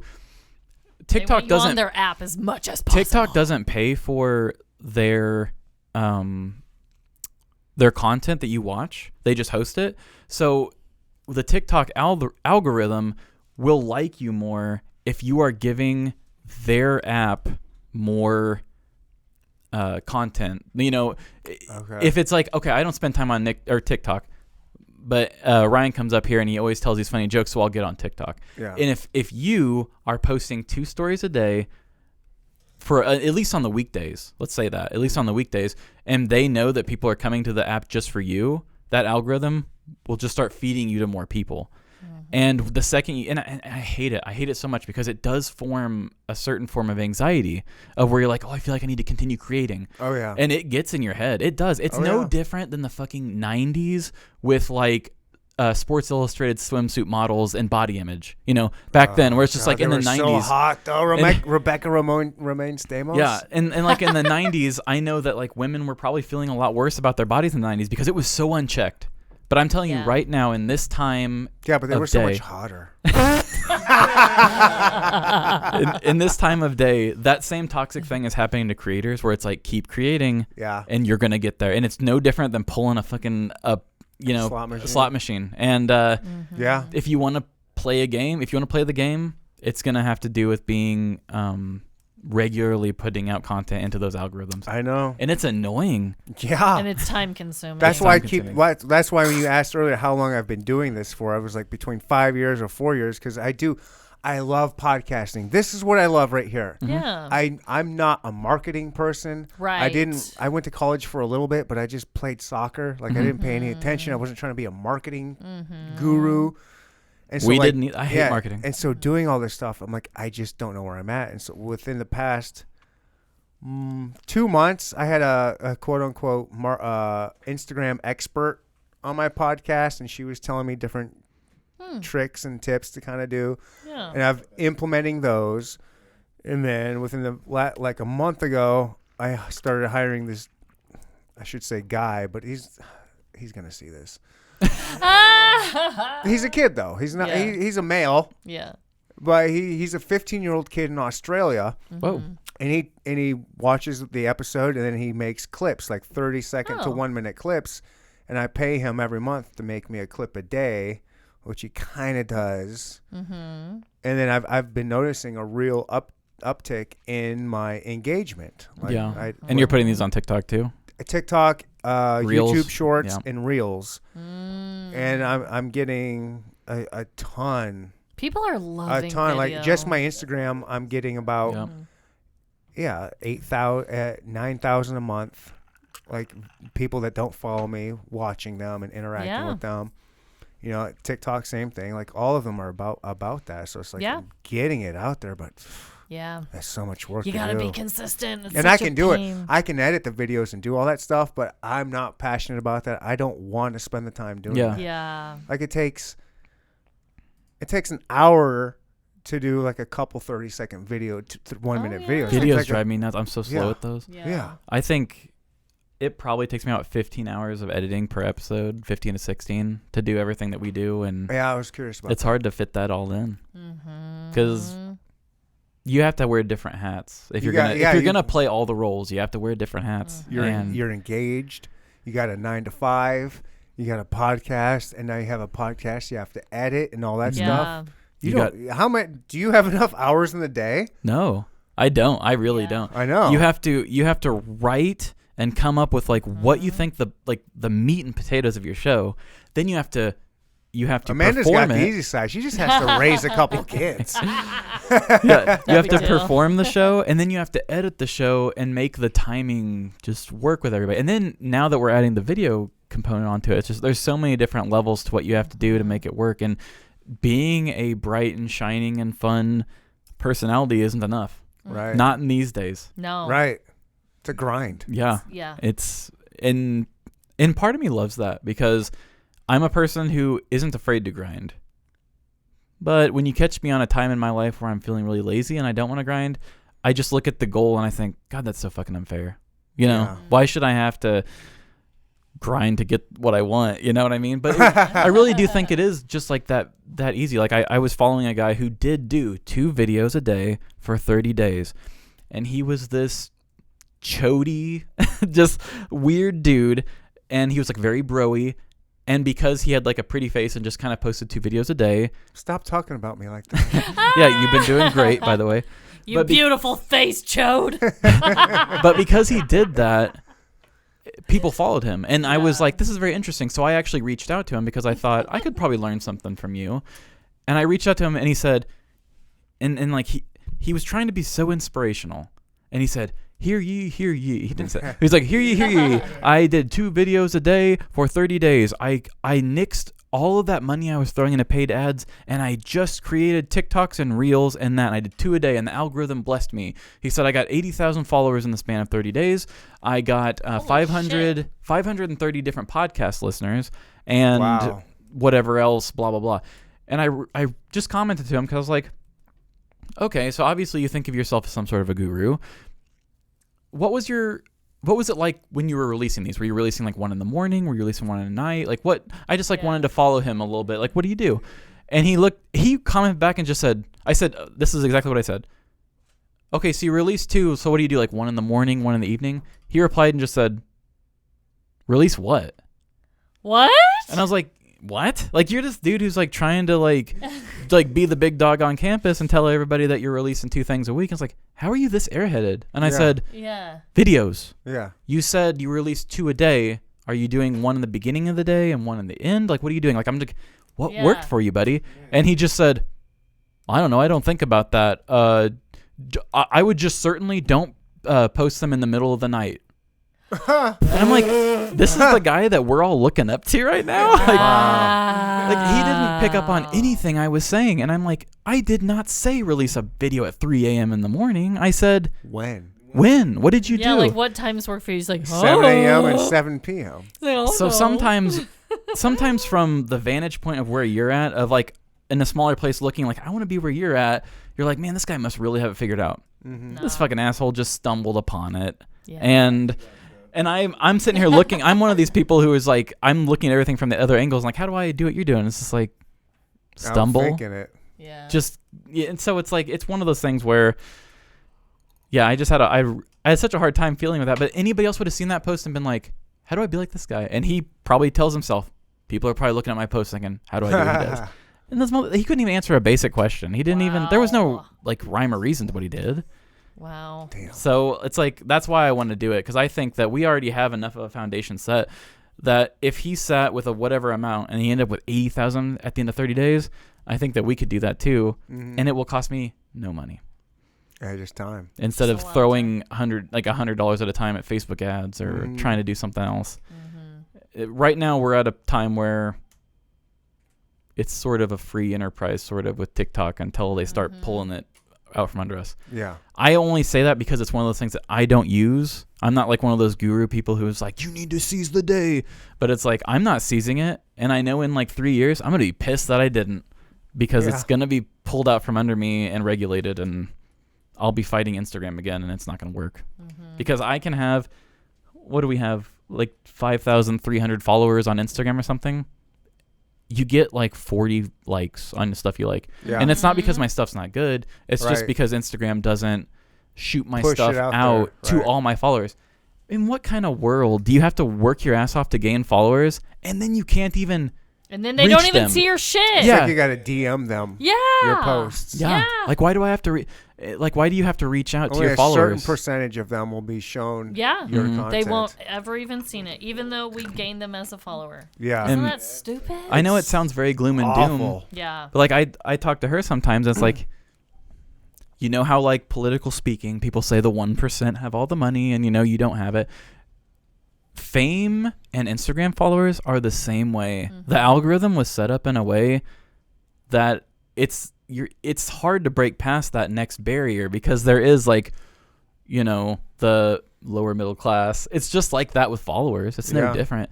And unless I'm going to be friends with Kim Kardashian and get something rolling, I'm probably not going to reach a certain number, no matter how much grinding You I do. and Kim K aren't BFFs? No. Listen, Get on Kim that. K, he's engaged. I'm single. I'm ready to go. I like that fat ass. I've liked it for a long time. Hit me up. We'll make magic happen. Well, there you go. She is not with Pete Davidson. No. You can get I on that. heard she might be with Tom Brady, but Yeah. in the right light, on the right angle, I can look like Tom Brady. There you go. There you go. Do you do like Top Gun football on the beach like Tom Brady too? That was volleyball. Well, he played football on the beach. Did you see that video? No. Who? Oh, Tom Brady! Like Oh, during no. the Super Bowl this year, Oh, yeah? they were like, "Oh, here's Tom Brady enjoying retirement," and it was like him and Gronkowski and Edelman, and they all had their shirts off, and they were just like playing like two-hand touch football on the beach. And after like one would score a touchdown, they'd all like give each other hugs, and all these people were like, "What is this fucking Top Gun?" Like it looked exactly like Top Gun. I mean, You got to watch that. I would Top Gun them. He's like, hey. Come on, Brady, throw me he went to Michigan. He Yeah. got us a championship, a co-championship with Nebraska in '97, but he got us a championship. Tom Brady's my guy. Well, there If you he go. throws me a shirtless touchdown and I'm shirtless, I'm giving him a hug. Yeah. I'm climbing You him. better. I'm climbing him like a big old willow tree, and I'm just wrapping my arms around him like, I love you, Tom. Touchdown for life. He like swaddles you and puts you to bed.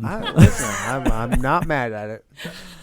No shame. But yeah, they said he had like strong divorced dad energy and like playing football on the What does beach. that even mean? What the fuck is strong divorce dad energy? I don't know, but it kind of sounds like something I want. Like, I don't know what that means. Well, I think it just means he takes a lot of thirst traps because he's like, I'm single now. Oh. Here's my abs. I'm a divorced dad, but I still have something I can Okay. give, sort of a thing. It's so funny. I've only thrown a few thirst traps out there, but they were for jokes and like aimed towards gay men.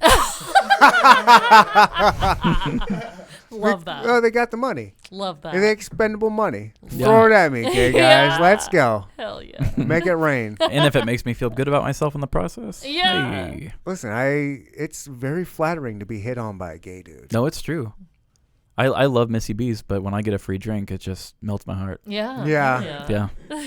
We just gotta let them know. Look, no expectations. Well, Yeah. and I'm I not just- saying no, but don't expect anything. All right, let's get one more round. I love dance music. So when they do those remixes and stuff, it's like I actually love this song too. Fuck yeah. No, Missy B's is the best place Yeah. to dance. If somebody's gonna get me a free Long Island or something, Hell yeah. I'm into it. Oh, they're definitely giving you Long Islands. I've only been to Missy B's 2 times. One, I was dragged in there both times. But pro tip for straight dudes out there, Missy B's. I mean, let me tell you, there's there's straight females in there. Oh, yeah. The straight females I think they're in there to kind of get away from the dudes that are going to be hitting on them. They just want to have a good time. They want to dance. They got their gay friends that they love, and they're like their brothers or whatever. But then, you know, a single straight guy kind of sleeps past in there. You got yourself wide open. Like, like there's no competition. And they're like, oh, shit, I do like dick.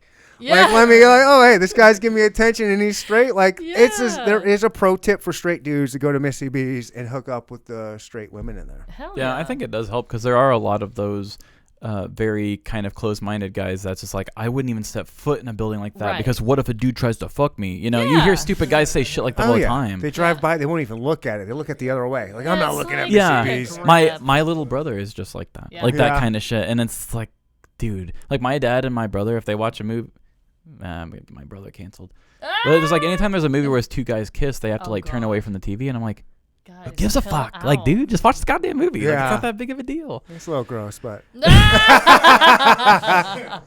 but yeah, just, you know, it's just like watch it. Nobody's judging you because the movie you're watching just happened to like sneak that in there. It's Right. not. It's nothing against you. You didn't make the movie. Like, I don't care. Yeah. Even if you did make the movie, I'm not gonna judge you. Yeah. But like, yeah, it's one of those things where it's like, oh, I have to turn away, and it's like, can Why? we just have a movie night? Are you afraid he's going to turn you on? Like, Exactly. No. My friends and I had You're this conversation fine. all It's the not time. gonna turn you gay. Weirder. Drinking Yeah. a Bud Light's not going to make you trans. You're fine. Yeah, it's totally cool. Oh my god. Well, guys, live, laugh, Larceny. Mm-hmm.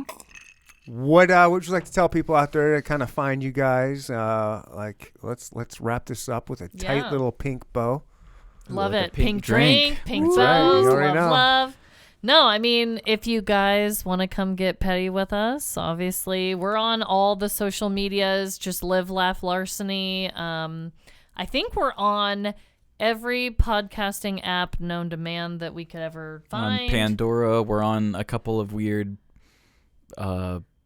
European. We're on Right, like weird every ones. listening thing ever. There's weird ones out there you've never heard of. Yeah, You're on. yeah. I'll get updates like that. Oh, your podcast is now available on blah, blah, blah. I'm like, okay, thanks. Great. Do people listen on it? Yeah. Right. But we one thing we definitely I do really want to have more KC fans. One thing, the thing that really got us big was, or that got us bigger was that Beach Too Sandy, Water Too Wet. That's a bigger show. They do they dramatically read 1-star reviews of things. Okay. So we're almost kind of like that because we dramatically read petty crimes, and they actually gave us a shout out. And I mean, I think probably 60% of our listeners right now come from that. Oh, shit. It like doubled us, just them mentioning us on there. They're 'cause coming to that town big. at the end of this month, and we're gonna go see them there. And I just want to be like, thank you. Nice. You know, because they're the guy. They're coming to the Improv, right? The guy on the show, KC Improv. They're gonna be there on a Thursday. I think it's the 22nd or 24th. What of is June. the name of it? Beach Too Sandy, Water Too Wet. They're really funny. Yeah, basically they're making It's a fun hell of. of a name. They're It's making fun so of people good. who give bad reviews who are just like, I went to the beach and it was just too damn sandy. Like people who complain bullshit, stuff like that. So we had Zandy on our show do a story that he did, and it was really cool that he did it. They're a very big show, and because they gave us one shout out, Oh, nice. it's probably, like I said, it's probably 60% of what we're carrying right now. Nice. And so like we're gonna see them in the end of this month. But we really don't have a huge Kansas City following. Even though we started our podcast under the Pitches Network, I don't feel that we ever tapped in or got anywhere near our local fan base. And our premise is good. I think everything that we're putting out's pretty good quality. But somehow we shot past Kansas City and just started spreading around the United States, and it's like. And Canada, I'm telling you. Oh, we have so many Canadian listeners. Canada is like, we have a lot of Canadian listeners. We even had a listener send us a bunch of like Canadian treats that we don't have here in the US. Bunch of candy bars, super weird stuff. Some loonies. Yeah, it was like ketchup chips. Gross. It was a bunch of random like chocolates and chips that we don't have here. Yeah, weird chips. All in French. Yeah. Yeah. Yeah, the nutritional value would be in French and in English. Yeah. But we somehow overshot our local market, and now we've got all these listeners, and it's like we proved ourselves to have good quality, but it's like, man, I don't think a lot of people in Kansas City even know that we are in Kansas City. Like, we have some listeners that are like, well, isn't that cool? I listen to this show and they talk about Buzzard Beach, and I'm like, I used to go to Buzzard Beach, but we really don't have that many Kansas City listeners. Yeah. And that's why that's why I told her, I was like, I think I'm going to do open mics because like, I don't know what else to do with this information. Like what else, how else do I get people in Kansas City to want to check us out? Yeah, that's a good idea. Yeah. Cause I mean, you did the Boulevardia that one year and we even talked Last year. I'm doing it this year too. Oh, you're doing it 2 you? years in a row? Mm-hmm. Yeah. Do you have like a booth there or what? They have, doing a live they have a recording. stage. Oh. It's a podcast stage. What? It's too late for us now, I think. It's June. Last I year did not was the know first year that they did it. Oh. And then this year will be the second year, and it's on And you're doing just like a live episode? Yeah, like on stage? All I have to do is show up. Damn. They got the guest for me. Oh, wow. They got all the equipment for me. I just show up and start doing it. That's legit. I And love so Boulevardia. on June 17th, It's usually around Father's Day weekend. Yeah. Yeah. Yeah, it is. Yeah, so it's next Saturday. Is it next? Whatever. It's the 17th. 2 Saturdays from whenever. Okay. My Damn. slots at 3 o'clock. I will be having Royal Chief and Maid Mob as my guests. Maybe I will try to show up to that. That's actually a fun fact. That's where Emily and I first made it official, was right after a Boulevardia. Oh, I didn't know that. Oh, yeah, of course. But yeah, I saw that you did it last year, and I was like, I told her, I was like, we need to do that. But then now it's another year, and we didn't do it. So Yeah. Next well. time. It's a maybe. good time. it's just harder to try to figure out. I mean, we could easily do something like, we did one live show. We could do something like that again. I've done a few. It's fine. I don't prefer it, but it's kind of cool to do. And last year's, number one, I'm surprised they invited me back. Yeah, you told me that, didn't they cut you off a little bit earlier? They didn't cut me off, but I got a white dude to drop the N-word. On mic? That's on mic in front of a bunch of people. Oh, no. Oh, yes. And and it was a bit of a clusterfuck. They gave me 2 people from a tattoo parlor. They gave me this guy that does like these events, like these nightly bar events where you come up and I don't even remember the name of it anymore. And then they gave me a DJ that does like these what do they call that? The DJ, like where you'll go to somewhere. Oh, you wear headphones? You wear headphones, Yeah. and it'll be like 3 DJs, and all the Yeah. different ones are different music. Yeah. Whoa. What do they call that? I don't know. I don't know. a silent DJ or something. Yeah. And that was cool. But it was like I had just all these different mix. It was kind of a clusterfuck. It was fine. It was good. I enjoyed myself, and I'm doing it again. It'll be better just having like 2 people, but they're just so different. Damn. We'll see what happens. We should have done that. We could have shotgunned like so many different guests in a funny way, like almost in a Wayne's World, like fuck with them kind of way. That Yeah. would have been so fun. It's Yeah. cool. We'll have to do it next It time. wouldn't make sense for our what we do as a show, but as people, it would make sense. I can get you into touch with the right person and get you guys an That would be invite awesome. For next year, we would totally do it. Yeah. Hell Yeah. I would And love so that I shit. was surprised. Like when I dropped that interview, when I dropped the episode last year, I was like, I don't think these people are inviting me back after this shit. Like, just Yeah. if you get, it's a big sponsored event. Like, Boulevard is a big It's huge. consumer, whatever, corporation, and then you get a white dude on there that drops the N word, and it wasn't in a bad way. I just asked him, "What did you tattoo on Tupac?" Oh, okay. And he tattooed. I was and like, he how told did me, this come yeah, out? and I he was tattooed wondering, was too. What? yeah. I was thinking this guy seems 12 like N-words dead or whatever it was. That's what he tattooed on him. He's like, I don't, but he's he just straight up Yeah. said it. 12 dead. Oh, like, Oh, shit. yeah. But that was it. And it got contentious. Like, like him and I almost got in a fight. What? Oh, yeah. Like, I haven't told this story in a long time. But you remember that, Charles, right? Like, he was drunk as fuck. He was a tattoo artist that owns a tattoo parlor here in Kansas City. I won't say which one. Yeah. And he was drunk, and I was drunk, but I'm having a good time. And there was people walking by the stage, just walking by. They weren't stopping to set up. And it just happened to be a time where I asked him what celebrities have you tattooed. He's like, I tattooed Tupac. I was like, no way. You tattooed Tupac? You did the Thug Life tattoo? No way. And he's like, no, I didn't do that shit. I go, everybody come around. This guy tattooed the Thug Life tattoo on. He's like, no, motherfucker. I didn't do that fucking shit. You better shut the fuck up. Like, don't say that shit. Don't put that out there.